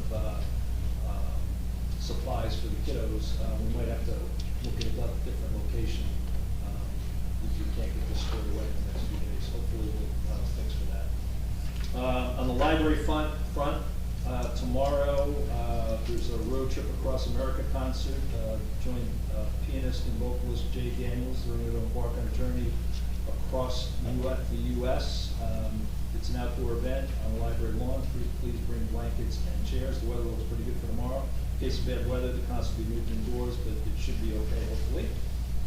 Next Tuesday is the Great Plankton Race. There's going to be grades K through 4 will explore the tiny plants and animals that drift in the ocean at the mercy of ocean currents. It's an indoor event, not in the ocean. Space is limited, registration required, and Puzzle Pandemonium is on August 29th. 3 to 5 person teams compete for a 300-piece puzzle. It can usually be done in an hour, so if you're competitive and you're a puzzle person, register, get your team together, and come Now, we'll continue to run this pilot on these fielded shuttles. For those who've seen them around town, it looks like that's going pretty well. I spoke to the CEO of the company, and he said he's really seen an uptick in Bradley Beach. So we'll see how that goes, the assessor at the end of the season. It really should complement a number of activities in town. So where people either have parking or would rather not drive to an event. The last thing I'll report on is fire and first aid. First aid for operational period ending August 16, 2023. The squad responded to a 20-day calls and 18 night calls for a total of 38. 28 were for medical calls and 10 for fire. The squad conducted one drill for the safety and education of membership. The squad supplied medical overwatch for 3 concerts in the park. The squad participated in the National Night Out for display and handles. The squad fulfilled 100% of their assignments for the operational period. Fire department, operational period ending August 16th. The department responded to 10 requests for the department. The department conducted 2 training drills for the safety and education of the members. The department participated in the National Night Out with display and handouts. The department fulfilled 100% of their assignments for the operational period. As always, they're looking for volunteers for fire and first aid. Both offer free training to qualified individuals. Anyone wishing to volunteer for the fire first aid can be found on the borough's website. As always, there's a cooperation between fire and first aid that allows them to answer citizens' needs for medical care and fire prevention. That is the end of my report. Thank you. Councilwoman Vanilla. Thank you. So the Board of Ed had a meeting last night, and they continue to have a very busy summer. They completed their local retreat at the firehouse. They worked on a strategic planning and setting goals for this new school year. They prepared a new student code of conduct. They reviewed board policy for possible changes. They also did a wonderful budgeting job for 2023 with a reduction in our school taxes. There are 191 students currently enrolled for the upcoming year. The preschool program has also expanded. And they will be unveiling a new mascot. So keep your eyes peeled for him flying around town. Next is the Shade Tree. They also had a meeting August 2nd, and they had 8 applications to remove 12 trees. 4 of them were trees of heaven, so we're glad to see them go. And thanks to the Shade Tree Commission, 9 trees will be replacing those trees taken down. We have 10 wishing tree applications in. We have 2 honor me applications in. The next planting will be October 14th, 2023. Sylvan Lake is also looking for a grant of $12,500 to remove, unfortunately, 28 dead and dying ash trees. These are victims of the emerald boring beetle, unfortunately. We've seen this all throughout the town. But we're working on replenishing them with our tree plantings. I'm also the liaison for the Tourism Commission, and we actually had 2 meetings. And according to the ordinance 2416, I am responsible for advising the governing body of the commission's work. In February, I inquired about the accounting status of the Tourism Trust account. 6 months later, I received it today. Our tourism director, Amy Hall, scheduled a meeting with Mayor Fox and Greg Fehrenbach last week to discuss the accounting for the Tourism Trust and events to date. Interestingly, at the start of the meeting, I was told that it was disrespectful that I praised the tourism director publicly, but did not include another borough employee who took an active role in coordinating our events. That was certainly not my intention, and I did not know the magnitude of the work that was put in by this additional employee, and I would like to say thank you very much. I appreciate it. However, this raised a new concern for me. I was informed a former business administrator directed that employee to take on tourism responsibilities, which is a violation of our current ordinance, chapter 2416. By ordinance, our tourism commission consists of only 1 employee, the director of tourism, and 4 commission members. This cannot be changed without amending the ordinance by council, which was never done. I was also told that the tourism trust accounting was not available as there are deviations between the annual financial statement, AFS, and the Edmunds system. This has been proven, and this is a problem. According to Edmunds, currently there is $76,845 in the tourism account. There was also a tourism commission meeting the next day, August 8th, via Zoom.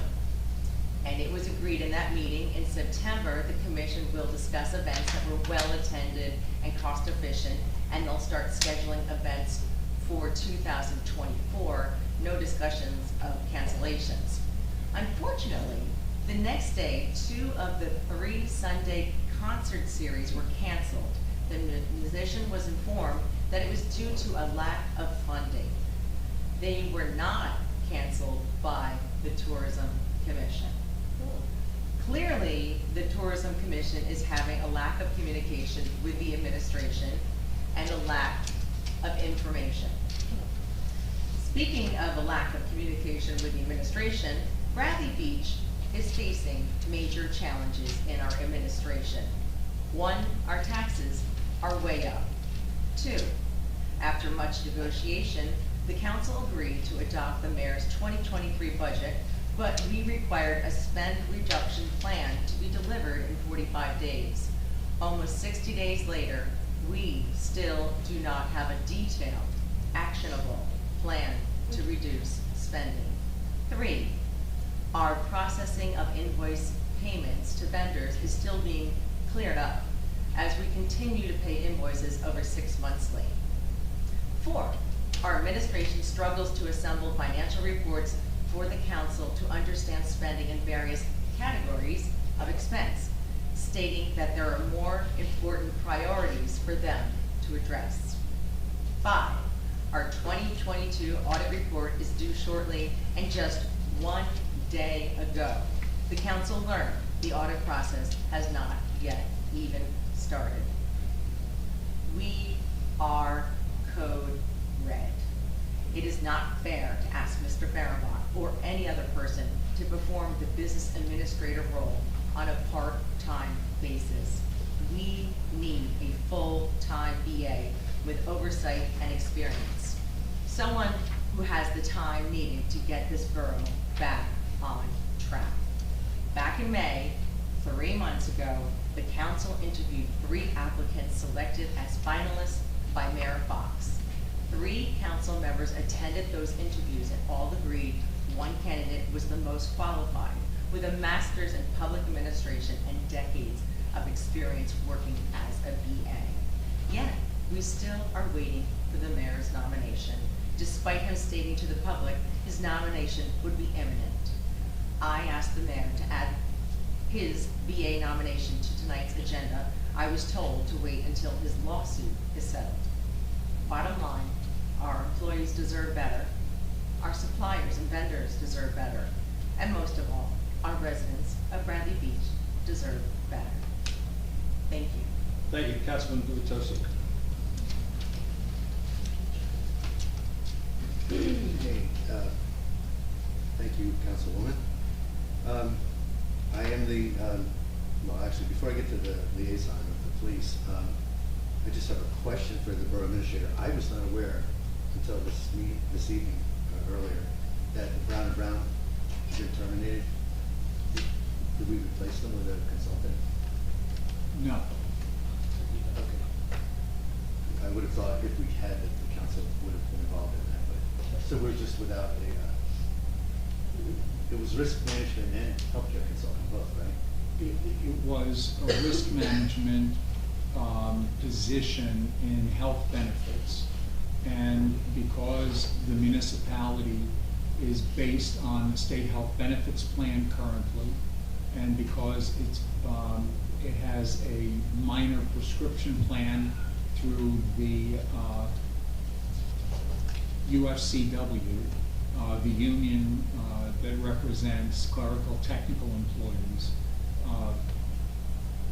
there seemed no need for the risk management consulting services, and in line with the governing body's strong encouragement to find ways to be able to contain costs in the 2023 budget.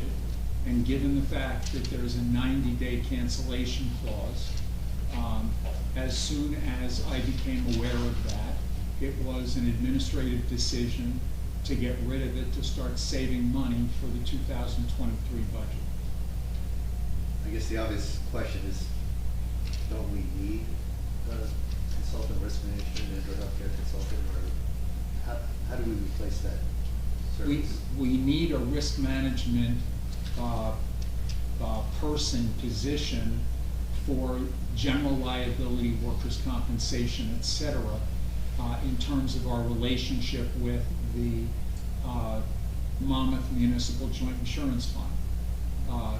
In terms of a state health benefit plan, every municipality I've worked with that has the state health benefits plan has had no risk manager for that purpose. Okay, thank you. I would just ask in the future if the council would be informed of decisions after we've hired a professional and they're terminated, if we can just be made aware. I'm trying to put all of that together for that report that we talked about last week. And since you just raised that, I would like to correct the perception of Councilwoman DeNoble that we attempted to present to you within that 45-day period the outline of the the financial management plan. We finally did so, I think, the following week. And immediately following presenting it to you, we presented it to the rest of the council. So they have received the financial management plan outline that shows the governing body, the items we're looking at, the way they're being categorized, and though this information was not provided to the rest of the council members, as I indicated to you, by the 31st of August, you will have received the categories 1, 2, and 3 of the proposed expenditures. The first category not requiring any governing body approval because it has no impact on level of service or policies. The second level requiring mayoral approval. The third level requiring the governing body's approval, which will then be presented to the governing body for you to take action on those items. And that'll be, as we discussed, an evolving process that should have bi-weekly updates. And Mr. Verma, just because you brought that up, Ms. DeNoble and I conferred as she drafted this, and I 100% support the comments she made. When we discussed this, I very clearly said to you, I did not feel this was a complete plan. It was a plan to create a plan. What you just described, the 3 categories of expenses, is what the plan, the so-called plan says. It does not say, within those 3 categories, we will look at these issues specifically. I was looking for, I think the council was looking for, but I'll speak for myself. I was looking for an actionable plan with very specific initiatives that we, the council, could review and say, we like these first 5. By the way, time frame for implementation, implications for the residents, potential dollar savings in 2023, potential dollar savings in 2024. And we, the council, could look at your plan and say, we like it, we like it, we like it. Don't think you should go there. And oh, by the way, there's 2 more we'd like you to add. And what you shared with me and then later with the rest of the council is a plan to create a plan. There's no actionable items on that plan. This termination of Brown & Brown is something you can absolutely include now and say accomplished. But unfortunately, you and I agreed to disagree. You had to leave the room after a lengthy hour-and-a-half discussion in a bit of a hurry. I know you were running late for a meeting. But I just want to make sure that Ms. DeNoble's comments, the residents understand that I'm very much supportive of her comments. I don't think you and the mayor have yet delivered an actionable plan. I said that to the mayor after you left as well. I would just make this one comment. If this were a borough form of government, if this were a township committee form of government, you would be perfectly correct. This is not either of those forms. And in this form, what we supplied you and the rest of the governing body members is what would typically be done in this form of government, whether it be a council manager form, it be a strong mayor form, or it be a small municipalities form. In this form of government, you, not you personally, but the administration, the mayor, needs the council to approve the annual budget. We approved the budget after some negotiations and adjustments. We, the council, approved the adjustment, the budget, largely contingent upon receiving that spending plan. So regardless of the form of government, we introduced that notion of a spending plan, a spend reduction plan, and you and the mayor accepted the responsibility to deliver it. And we said that that was already underway, and it has been underway, and we have taken actions. And there is more than a shell. There's actual feedback we're getting from department heads and some reasons we put together. So On an ongoing basis, it's something we're still trying to cull from the different departments. And as I indicated to you, this is going to be a bit of an evolving process as we move toward a 2024 budget. But we're trying to identify those things that can be done quickly and expeditiously in 2023, Right. so as to meet the other proposal I provided to you when we were putting this together, that we would do everything in our ability to be able to spend less than the budget authorized in 2023. I am so confident you will try to do that. I am confident. We are not disagreeing. You are going to try to do everything you can, working with the department heads, working with vendors, working with county organizations to help us control spending. I would simply like to see what you plan to do in a written document so that we can review it, and we don't have that yet. No, you'll have it by the end of the month. Thank you. I am the police liaison, and I do have a report. Thank you, Detective Lieutenant Browning. A subject was arrested for theft of services. It's just, I'd love to know what services they were stealing, but we'll talk about that. A local subject was arrested for driving while intoxicated. A juvenile from a neighboring town was taken into custody for a curfew violation. An officer from our K-9 unit was deployed to assist Asbury Park PD with a safety check in regard to one of their large summer events. Another officer from the unit was deployed to assist Neptune City on a traffic stop, which revealed a large amount of drugs and paraphernalia. We also get a monthly Bradley Beach Police Department monthly/annual activity report. And I've been trying to highlight a couple of facts for our residents as I look at this, everyone. Really notable was calls for service, and then we're moving into the heat of the summer, July, lots of visitors and lots of activity in general. And calls for service are way up, over 40%. In what was the high month of June, it's up 40%. It's triple what it was in January, for example. Parking summonses, I can't even do the math in my head, but it looks like it's a 20 times multiplier over January. We had 682 parking summonses in July, compared to 350 in June, and compared to 90 in May. So 682, a huge level of activity by our police department. Thank you. Thank you. Council President. No, I was thanking. Silver Lake, I am the liaison. They have a meeting, unfortunately for me, as their liaison, they have a meeting tonight at 7 o'clock in Avon. But because of this one meeting for this month, it actually conflicted with Silver Lake. However, just as an update to the residents, Bradley Beach and Avon have agreed to share the cost of a goose management program. And I don't know a lot about it, but I can tell you the goose management program is going to go on for, I believe, a month. Is that correct? Yes. And it will involve a dog and motorized toy boats. You can imagine, I think, what those geese are in for. I have been in contact with the county. I mentioned this at the last meeting. I'm in a position now, after this meeting, to share more information with Mr. Fehrenbach, to establish handicapped pickup and drop-off spaces on Ocean Avenue. I was told that the county considers parking a local issue.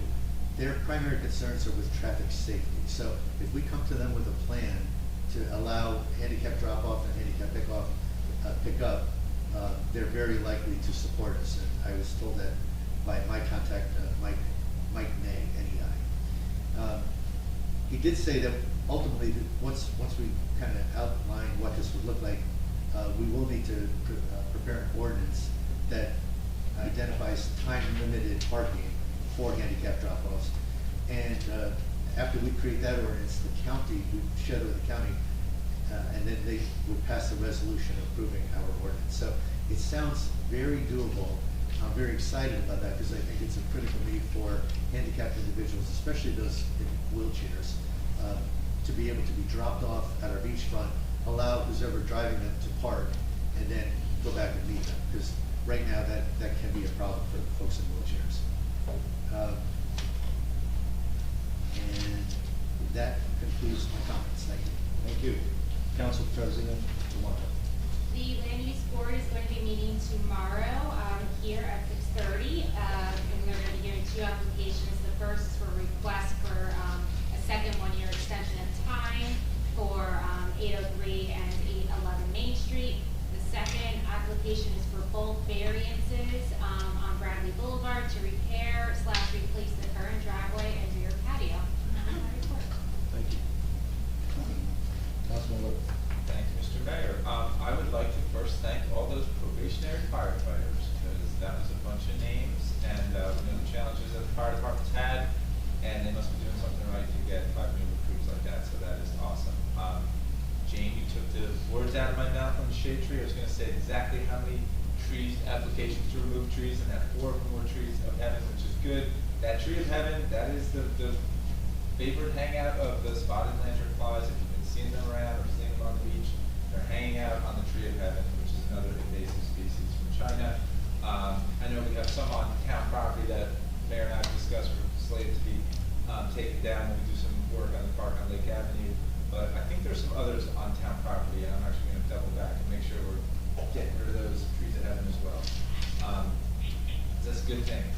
On the beach, this happened last month, but I had an experience where I was checking the surf at 4th Avenue early in the morning, and two young guys from the DPW were sweeping with brooms the Moby mats, which I thought was awesome. It warmed my heart. There was no noisy and annoying leaf blower going off and blowing sand or whatever. They were using brooms, and I was like, first I reveled in it for a while because it was great. But then I was like, hey guys, what's going on? How come you're not doing the leaf blower thing like we normally do? They explained there was something wrong with the leaf blower. So it wasn't a change of policy I was looking for, but I was like, dude, you're getting it done, and it looks good and it works, and they're like, yeah. So I have hope that we can, eliminate the noise and the pollution and whatever of leaf blowers on the beachfront, and just use the brooms and just sweep the Moby mats. And they don't need to be swept every day. The fact that you won't encounter sand at the beach is kind of preposterous. So let's just sweep them once in a while. That'd be good. I also want to just mention the 5K this weekend. Obviously, hopefully people come out, and it should be mentioned that the fire department raises a lot of money on this, and then they spread it all around town, and they send it back to local organizations here that are doing good things in Bradley Beach. Lots of people will be volunteering. The incoming 8th grade will be volunteering as well, so hopefully they got to get up pretty early, so hopefully they'll be able to do that. So in light of the 5K coming this weekend, I want to thank the DPW, the police, the fire, and just thank them all in advance, because they're all going to be up early and it's a long day, and I want to thank them in advance. And we'll do it again in September when we meet. Greg, you're back, so I'm going to mention budget stuff. I just hope that we all, as a council and as a town, strive to lower our budget next year by the amount that it would raise this year. And I don't mean the all-in 13% or whatever it was, but whatever the municipal portion was. I can't remember what the exact number was, 6.9 or whatever it was. But we should strive to lower our budget by that amount. I mean, people rather should deserve that. And on the subject of the budget action plan or whatever you want to call it, Greg, I did receive that. I appreciate that. I kind of agree with Councilman Guptosi that it seemed to be a plan to make a plan. If something's forthcoming by the end of this month, that'd be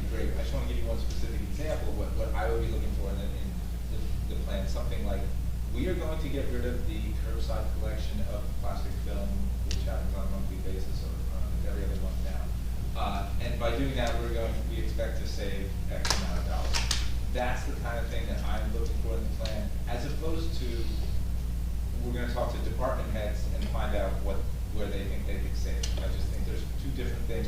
One's really specific and includes a dollar amount in there, and one, So that's a great example, with specificity to it, because it's a $3,500 annual cost, number one. Number two, we're actually talking to a bailing entity to pay us to bail for our town and maybe a couple of towns. So that's the kind of specificity we would be all over.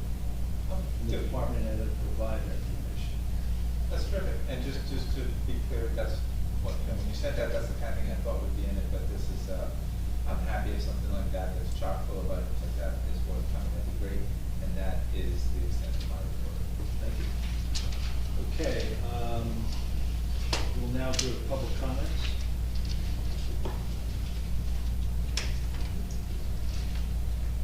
Second.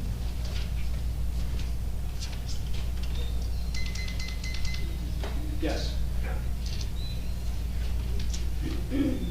Kurt Kenny, 216 Brindley. Before you start the timer, I want to ask one question to the lawyer. Am I allowed to discuss an email I received back from my email from Mayor Fox here? You're allowed to say whatever you want, as long as you're not over threatening. No, it's good. No, I just want to make sure.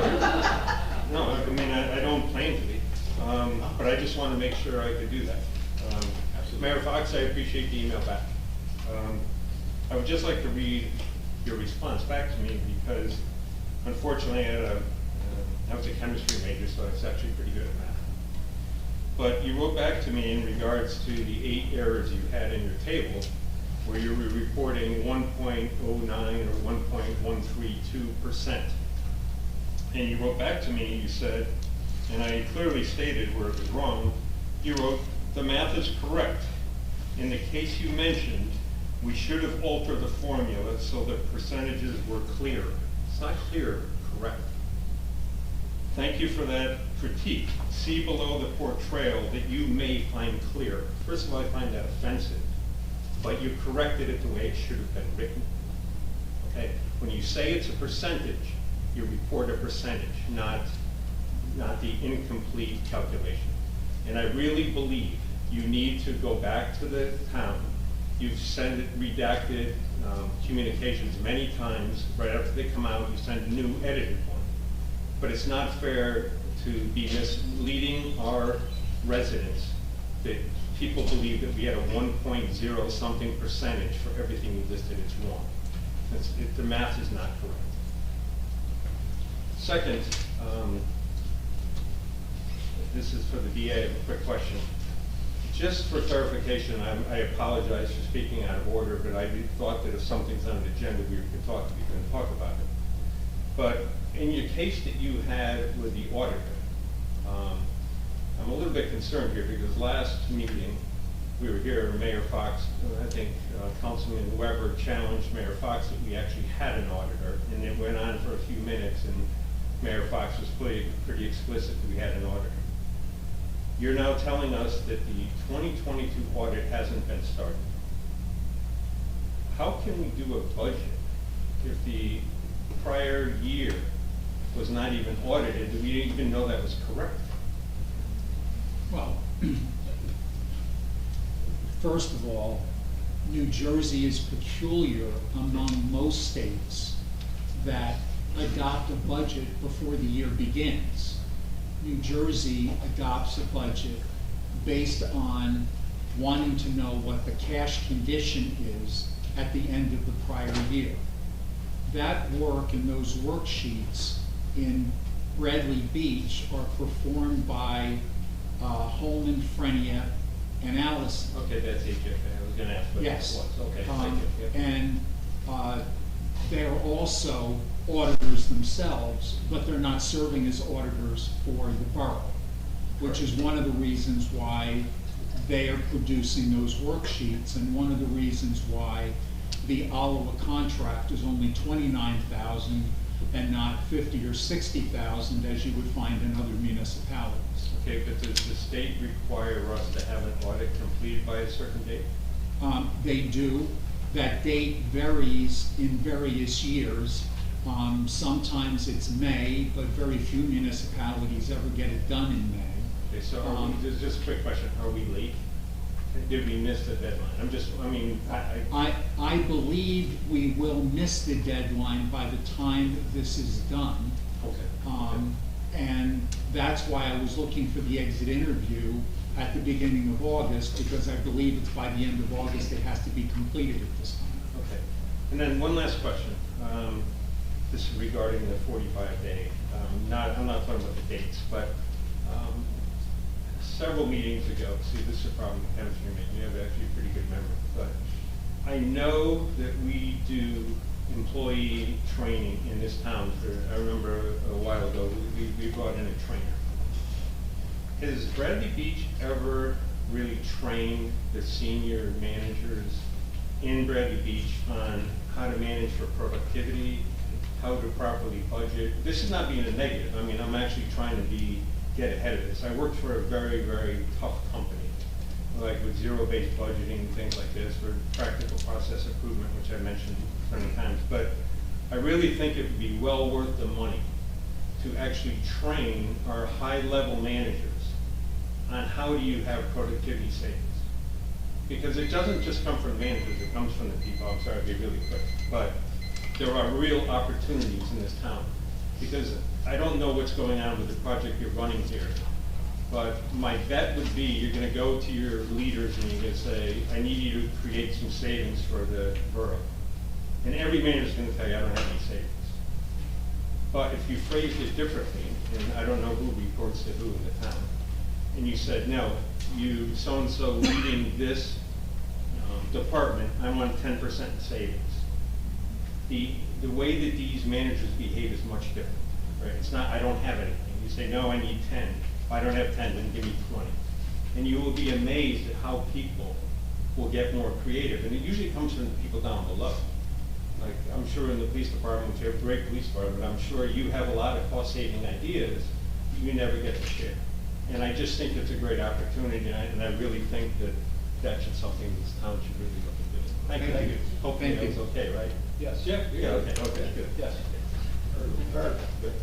Oh, sorry, it's on me. Julie Matias, 605 Mark Avenue.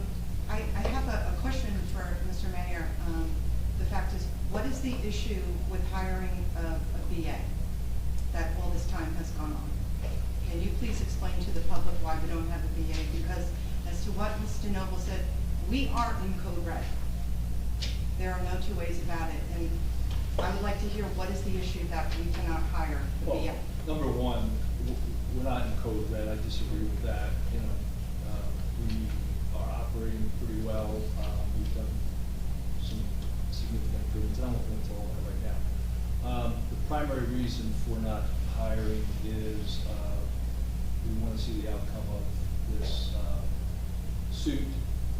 The results were supposed to be, the judge said that he had it to us the first week of August. So what does the suit have to do with hiring the BA? We were advised by counsel not to until the suit was settled. Okay, so pretty much what I'm hearing about this, because you are suing the town as being strong mayor. And let me finish, this is my time, okay? The fact of the matter is hiring professional, working for some of the largest companies in the world. What you're doing is political, and you have an agenda. You gave a slate of 3 candidates, okay? Now, hiring managers, you present your people. This is what I do in my life. I've hired executives on down to warehouse workers, so I've done the gamut here, and I still do it today, okay? You gave the council 3 people, okay, that you chose, but yet you did not hire. That when they came to consensus and said, who was your top candidate? 3 people came to consensus as to who the top candidate was. Now let's go back to your J&J days. This would be the same process you would follow in J&J. Because I know for myself, working for billion-dollar organizations, when you do not have consensus on a candidate, a candidate will fail, okay? It's a given. And there's a reason why. You know what, as a hiring professional, sometimes we think somebody's so great, we like them as a person and this and that, but when you get other people's opinions, you get other feedback as to what someone thinks about the candidate. So for me, listening to you, and from all the shenanigans that have been going on, and the fact that my taxes have been increased, I know that you're pushing a political agenda, and probably wanting to push someone who's not qualified for this role, and why you're waiting for this lawsuit. Instead of doing what's right for Bradley Beach, we need an experienced, a high-level experienced person who has done this, who manages million-dollar projects. Okay, that's what we need. We are a mess. And Larry, this is your leadership, why we are a mess. I am not done, okay? I am not done. And I find it offensive of the fact that these years you've been in here, we have pleaded with you to get along with people. You disregard residents, you're rude to residents. You were so rude to Mr. Gubitosi tonight, and it's on video, okay? You don't listen because you're always right. You know what? Nobody is always right. And it's a shame what you are destroying this town. You and your political affiliates. You put special interests. All we hear is about the professionals, the professionals. We don't hear about what's best for the residents. And I'm tired of listening to this. And I hope all you council members too realize this. Because if we don't have a good BA in here, and someone who's highly qualified to be in this, we're gonna have another big 13.2% increase next year. Overspending. We don't have a revenue problem. We have an overspending. We can't even balance what our payables are and everything. It's a mess. And let me say again, and I've said this to you before, if you were at J&J, you would be relieved of your responsibilities, the way you have been running this town. And I'm surprised at you, because given your training, that you will not bend and you will not collaborate and you will not partner in this town. I am just absolutely offended and disappointed for someone who was supposed to run on Leadership Matters. Your leadership is a mess in this town. And I take no solace coming up here saying this, but enough is enough. Do what's best for this town and not what's best for your ego. It's time to step up and truly be a leader. Thank you. Thank you. Yes. No.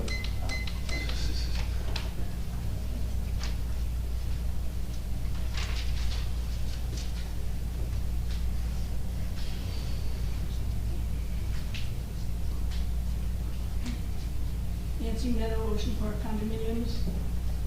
I've said this before, when there's only one meeting a month, I should have twice the amount of time to speak. I have too much to say in 5 minutes because it's been too long a time. But to show my priorities, the first thing I need to do is restate, as I've stated before, actions speak louder than words. The words matter. So that being said, Erica, I apologize for my unintentional poor vocabulary last meeting. Some disabilities are not visible, and if you would like to discuss this further with me, you can call me on my unlisted phone.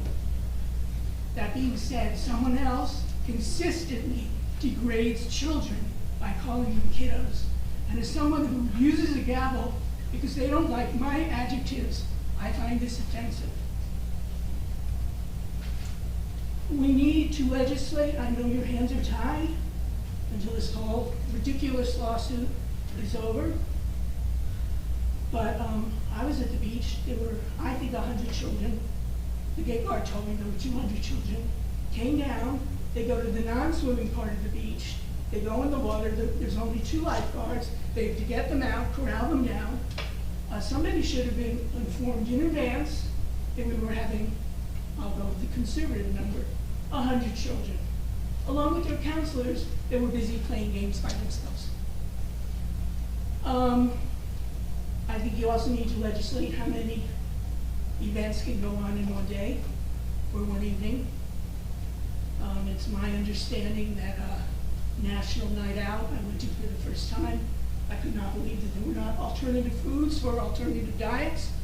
But maybe I got there 15 minutes after it started and they were all gone. But how do you spread public works between that event and then an event at the other end of the boardwalk and beach? It's not, these are people that work for public works. Get that? They're not robots. They're people. How do you spread them that thin? And how do we as a community pay their overtime? That's where you make cuts. And when you cut out the recycling of the plastic, I know you want to save money, Mr. Weber, but I need you to legislate, since you became legislators after Recyclegate. I don't know what people do when they trim their shrubs between June and September. Don't tell me to get inside my landscaper's truck and drive with them over to Public Works yard. I don't know why I can't have them place what they've trimmed in a garbage can and put it out to the curb on the designated day. But to wait 3 months, I mean, seriously, I've now paid twice. Once in my taxes, and then once to my landscaper. And I can't be the only old person here who can't get in somebody else's truck and go over to Public Works. And while we're discussing all of that, we're not discussing, I'm saying, my taxes. I've said this before. There were mailers enclosed in my taxes. I do not know why what is not included that explains the alternate side of the street parking for snow removal. It goes to every single taxpayer who should be fined when either they or their renter or who's ever using, okay, the taxpayer needs to be responsible for that. If you enclose it in a tax bill, everyone gets it. Other than, of course, we don't always get our mail delivered. And whatever you were discussing tonight about there'd be no extra fees, I think it was regarding, correct me if I'm wrong, regarding including certain things in the bid over the artifacts in the church. I do not believe what's not in writing. We were told there were no extra fees with Community Pass. Ask every, no, I can't say the word, person who gave their credit card to Community Pass whether or not they had a fee. So, Mr. Gubitosi, if it's not in writing, please do not say yes. Along with thank you for looking out for my pennies. Yes, we do want to tie the hands of the people that are signing these purchase orders. That is the goal. And it's different if there's an emergency and a crisis. But you know what? When I need to have a bid on something, one thing I say is, do you charge for estimates? So, yes, we want to tie the hands, or at least I do. I'm not going to speak for anyone else. I didn't get to my Zoom meeting. Okay. I will save that because that's a doozy too. Yes. Yes. First, well, my name is Beth Kepler from 504 Central here in Bradley. First, I would like to thank Councilwoman DeNoble for her remarks this evening, and I would like to thank the council for looking out for our best interests while we're in this stronghold right now. Thank you, Mr. Fox, for being here for public comments this evening. You missed last week when I sped read my letter that I wrote on behalf of the residents here in town asking for a special prosecutor to conduct a full fiscal examination of our financial records for the last 2 years, 2023 and 2022. Based on what we're hearing tonight, I can see that that is a great idea, and I'm hoping that the New Jersey Attorney General is already on this. He received the letter along with 150 signatures that were submitted with the letter, and in the last 3 weeks, I'm very happy to report back to Council that we are now up to 250 signatures, which would represent 20% of the total number, if you're calculating the total number of votes that voted in the election, the last mayor election, which would be 1,200, that would work out to about 250 signatures in 21 days with no advertising, no solicitation, just people noticing. So Moving on to other points that have been made, I'd like to know, have the Borough Beach employees been paid yet for their past due overtime that Ms. Humphries, the previous administrator, had spoke of last July? That just a simple yes or no would be fine, because I have other So questions. that matters in litigation, so we're not. That has not. We're not gonna comment. Okay, that's fine. Okay, so do we usually have a borough engineer? Is that one of the professionals that we're lacking as a result of the mayor's lawsuit against our duly elected council members? That's a yes or no. Characterize it differently. There are 3 positions at issue in the lawsuit that we're discussing: the auditor, the engineer, the corporate attorney, the labor attorney, the labor attorney. So what we were discussing earlier about the money like that we've been putting out for the engineer on a per diem basis, that money could be eliminated from our expenditure, like the $30,000 that we've put out since January till now. If we had had a borough engineer that worked for the town, though that $30,000, We've never had a borough engineer. we've never, is that something that we want to hire? Not a town of size, no. No, so what were the 3 positions again, one more time? The 3 positions at issue are the labor attorney, borough auditor, and the borough engineer. Okay, thank you. And so far, how much are the residents on the hook for your legal fees to date, Mr. Fox? Hello, Mr. Fox? Yeah, I'm listening. I'm Yeah, trying to take some I notes. asked you a question. Yeah, I heard your question. I don't know the answer to that question. So you don't know how much we're paying for your attorney yet? You don't know, you don't have a ballpark? I don't, I'm sorry. Oh, I guess it's easy to not care when you're spending other people's money. Okay, well, I'll move on. So, I'm guessing that at this point, because I know that it's been mentioned several times that the judge hasn't issued a decision yet, which was due to come in early August. And I'm hypothesizing that perhaps that's a civil matter, and the matter that's been raised with the Attorney General is a criminal matter, which would mean that civil matters get put on hold until criminal matters can be resolved. So I'm not done. There's not a question pending. So I'm guessing, excuse me, can you please hold the clock? No, she's not going to hold the clock. Okay, well then, I'm not asking a question, I'm making a statement. Please Yeah, don't I'm just interrupt me. asking you- I'd like to reclaim my time. I'd like to ask you to gauge your time. Freedom of speech. I don't Freedom need of to, speech. sir. Freedom of speech. I don't need to. No. Ask your borough attorney. I have not said anything out of line, and I know coming in here what the guidelines are. And you're the one who's out of line. Check with your attorney. And the other, that we're paying for. And then the other thing I'd like to discuss is, I think that about sums it up. So when do you think you could get back to us? Is that something you can email me or have a meeting with me about? Like, can you come up with a number? Can you ask your attorney? How much money have we not, because none of us, I haven't consented to paying for your legal fees to sue the council that I elected. So how do I go about finding out how much of my money you're spending to sue my elected officials so that you can hold on to power for your political gain? Thank you for your comments. You didn't answer my question. There is a question there that is pending. Since you're so eager to jump in, please answer that. I answered the question earlier that I don't know the number. And how can I find that out? I want to know that answer. I have a right. I'm paying for it. I have a right to know. We're billed. Can you find out the bill, please? Who is your attorney? Can you please put that on record, who your attorney is and what firm? It is on record. Can you mention it now, or do you not know? It's on record. Who is your attorney, Mayor? Victoria Flint. Pardon me? Could you speak up? Victoria Flint. Victoria Flynn. From what law firm? Flint. Flynn Law Firm. So she's a sole practitioner? Somewhat, yes. Somewhat? Yeah. Could you elaborate, please? I think she belongs to another legal She's a solo. entity. She's a solo. And can you ask her how much money we owe her? Can you send me an email? I'll provide you my email. I'd like to know. Can you put it in writing?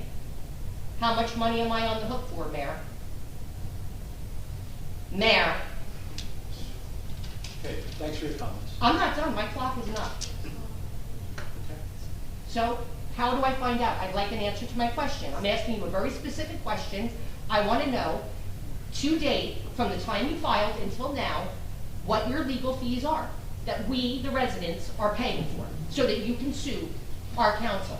So tie their hands behind their back, so they can't do their job, so that you can run ramshot over the borough residents. Answer please my question, I've asked it several times. Thanks for your comments, your time's up, thank you. Any other questions or comments? Yes. I'd like to know, please, the answer to my question that you did not answer. Are you refusing to answer? No, your time's up, and I told you that I don't have the answer to that question. But you didn't, I asked you while I was in time, I asked you how I can find out. We will be getting those numbers, but we just don't have them this time. When can I check back with you to check them? I don't know the answer to that. I'm sorry. I just answered. Thank you. Would you please, Mr. Cannon, Can I thank just you. answer your question? Can I just answer the question? Thank you. When you know that the lawsuit's decided, submit an OPA request 30 days later, and the bill should be here, and you're entitled to the citizen. Thank you. You're welcome. Yes.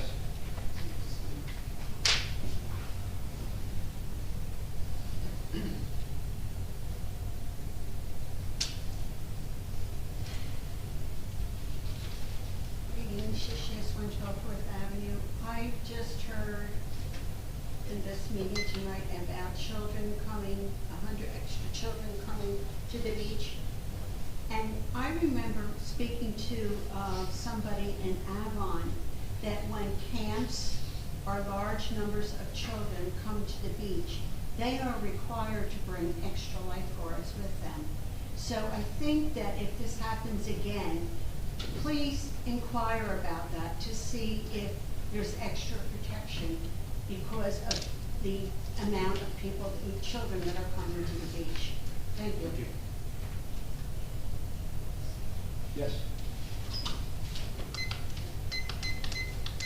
Thomas J. Cohen, 612 3rd Avenue. Mayor, I am quite horrified with this auditor situation.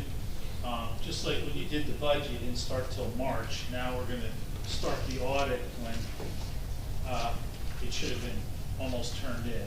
Mr. Fernback, for your date for the audit, just like the DCA Local Finance Board took away our 2.5% cap, they also extended your time till September 30th. So you have 45 days to get that audited.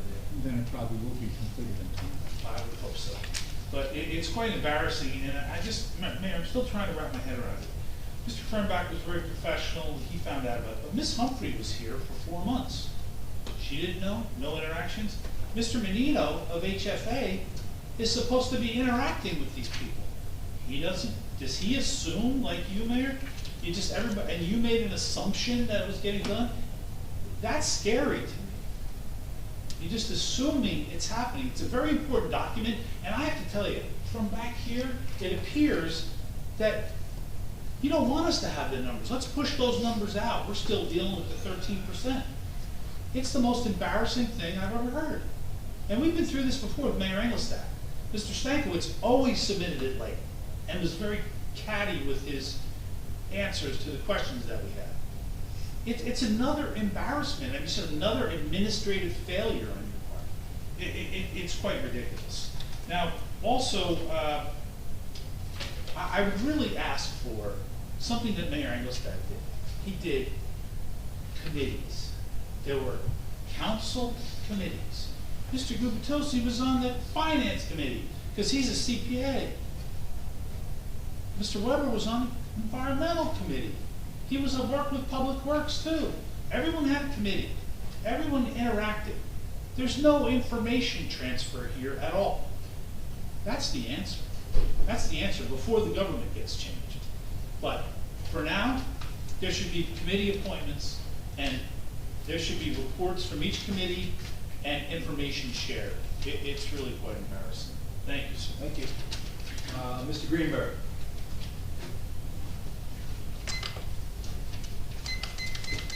You might just have to stand up. Yeah, no, I was just waiting. I was waiting to be allowed to be unmuted. Okay, so Don Greenberg, 302 Park Place. Prior speaker got to talk about all the meaty stuff. So I guess I am stuck with this. Why in God's name is our town still using Roundup, a cancer-causing chemical that has negative effects on embryonic cells, placental cells. There's page 25 of the bill list, 4 32-ounce bottles of Roundup bought to be used, of all places, near lakes, to get into our water stream. So my question is, why are we still using this? There's other alternatives.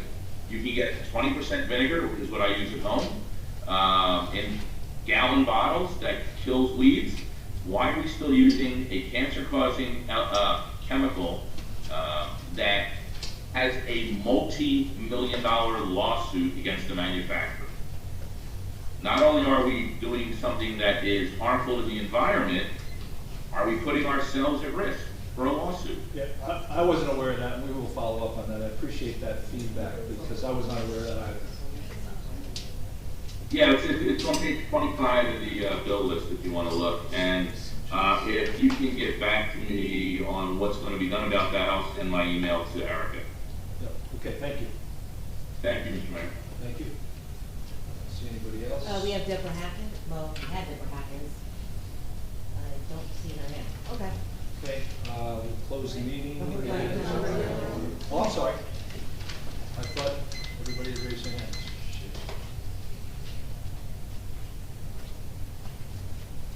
Jim Shishes, 112 Fourth Avenue.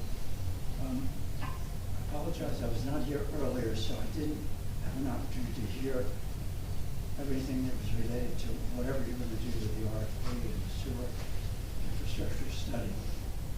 However, I'd like to offer that since I personally have spent so much time on this with the strategic plan, as well as with Bartholomew, that if the end result is, and I hope it is, to repropose, that you take advantage of the fact that we're here and at least give us an opportunity to make some comments and observations about the RFP.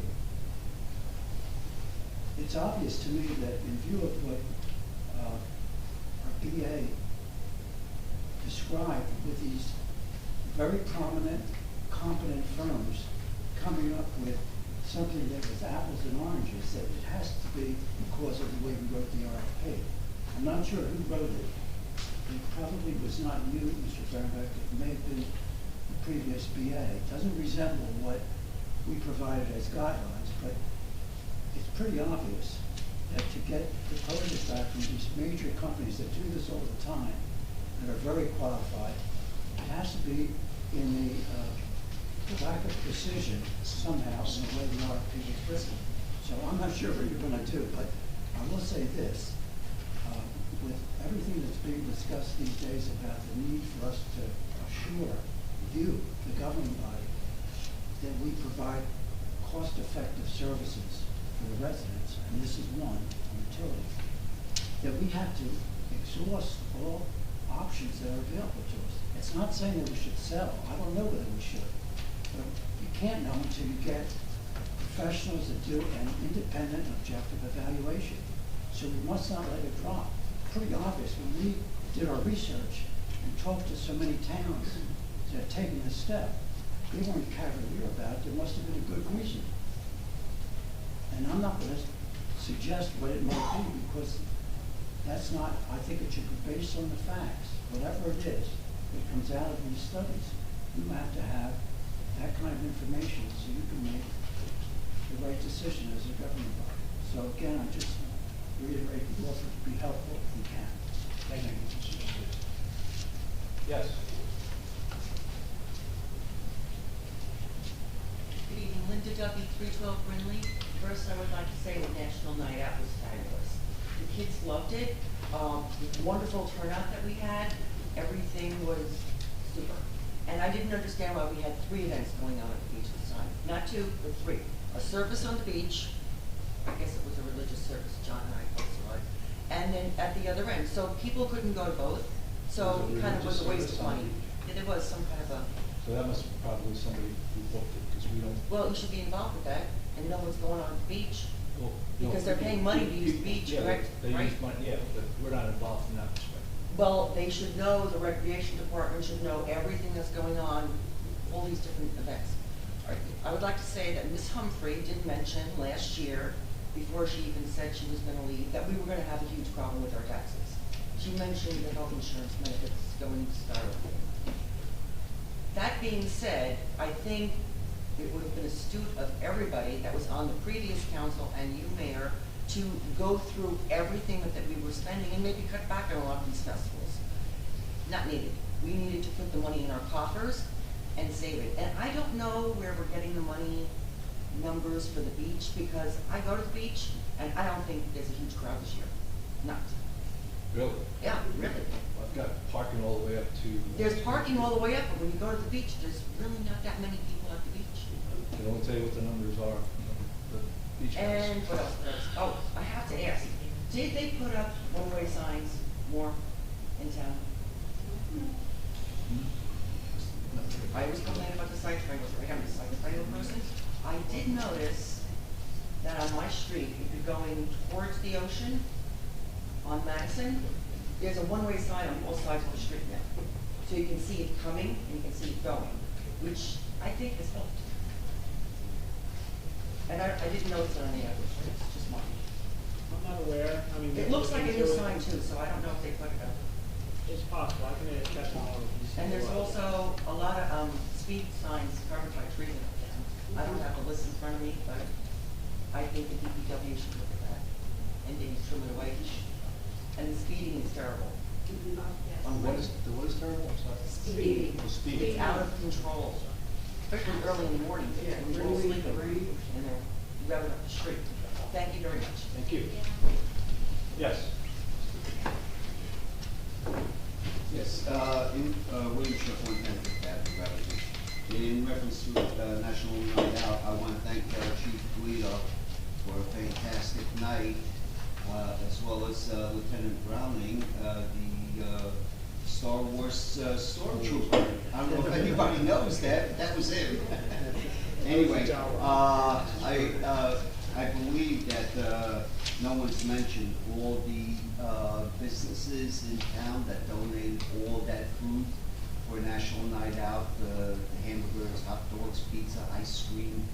I mean, donations for the raffles that they had, dunk tank. I mean, this is all donated stuff to the police department. And again, I want to thank Chief Guido and Lieutenant Browning. I mean, It's they quite had a long, over it's quite a long 500. list because Sergeant Solaro listed everybody when she did her remarks. All people were waiting for the raffles. I thought they were there. We had, they had over 500 people attend that. It's great. Thank you. Thank you. Okay, we will make a motion to close and go into executive session. Make a motion to close. Second. Mr. Marco? Yes. Mr. Noble? Yes. Mr. Guttozzi? Yes. Mr. Weber? Yes. Mayor Fox?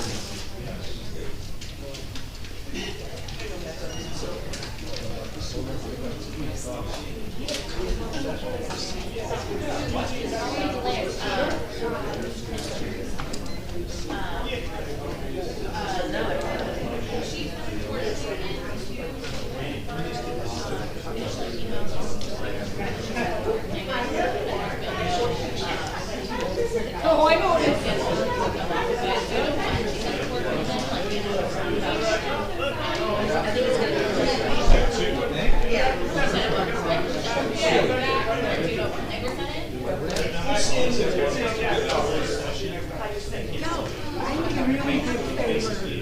I'm buying a new couch and I don't know if I want to drawings.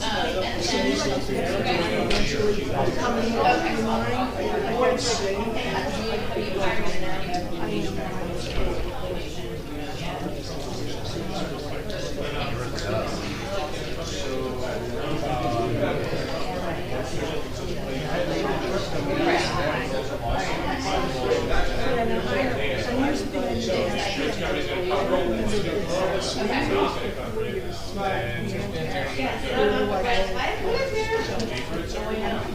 I've lost track, and that's why I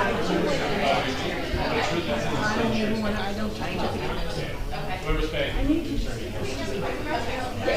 Thank you so much, I appreciate that.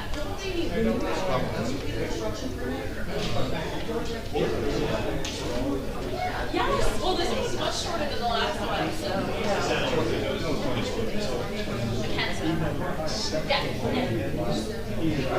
No, I'm here, like I told you, the long haul, so. Not a problem, I'm really happy today.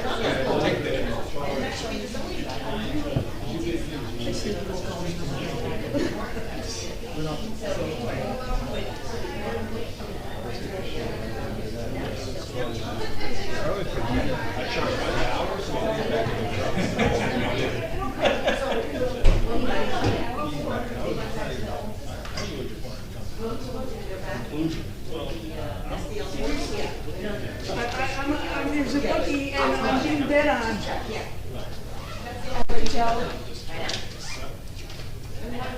Meadows, hi. Yes, I was gonna sue. I know. I want to stay right here, like, so you know it's.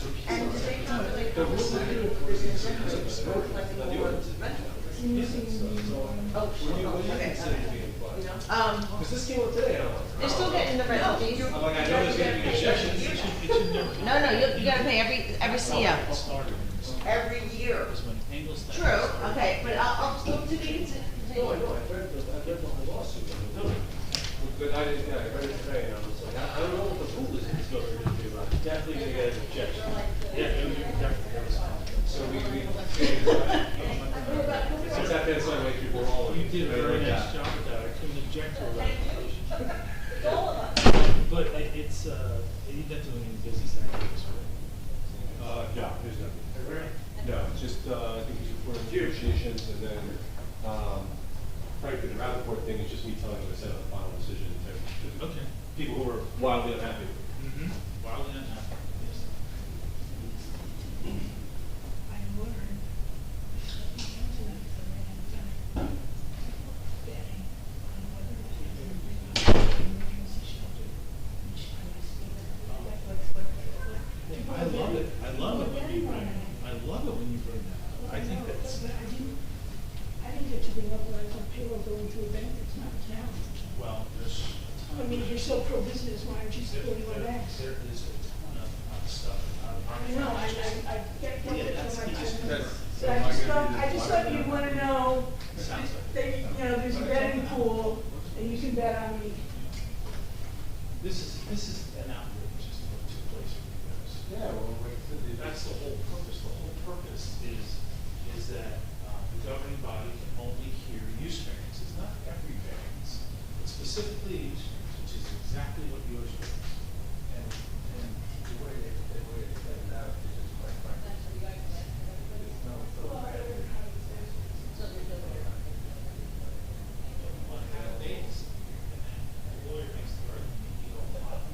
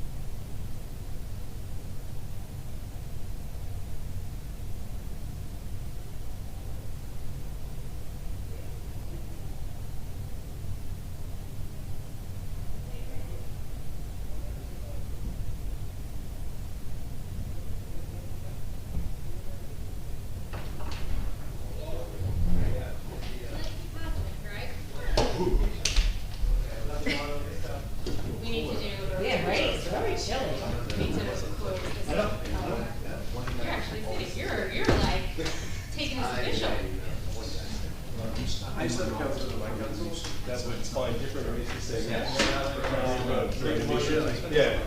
Make a motion to. It was cute at first, but it got annoying after a couple of years. Adjourn. Second. All in favor? Aye. Thank you. All opposed? Nay. Greg, I need you for like 5 minutes. Yeah, I'm here. We're early, not Okay. Yeah, stop it. Stop it. I don't know what that is. I'll give you a call. That's the one from November. Well, that was something that Amanda Wheeler did, was the environmental chair, so like always go on. I didn't realize that. I forwarded it to you. Yeah. Oh, did I not say? All right, good night, everyone. Are you, Eric, maybe we'll fix it next meeting and let's just put it in there. Oh, No, I got. you said Eric or Meredith? See you, Greg. And Greg squared it. Oh, yeah, you can just. That's-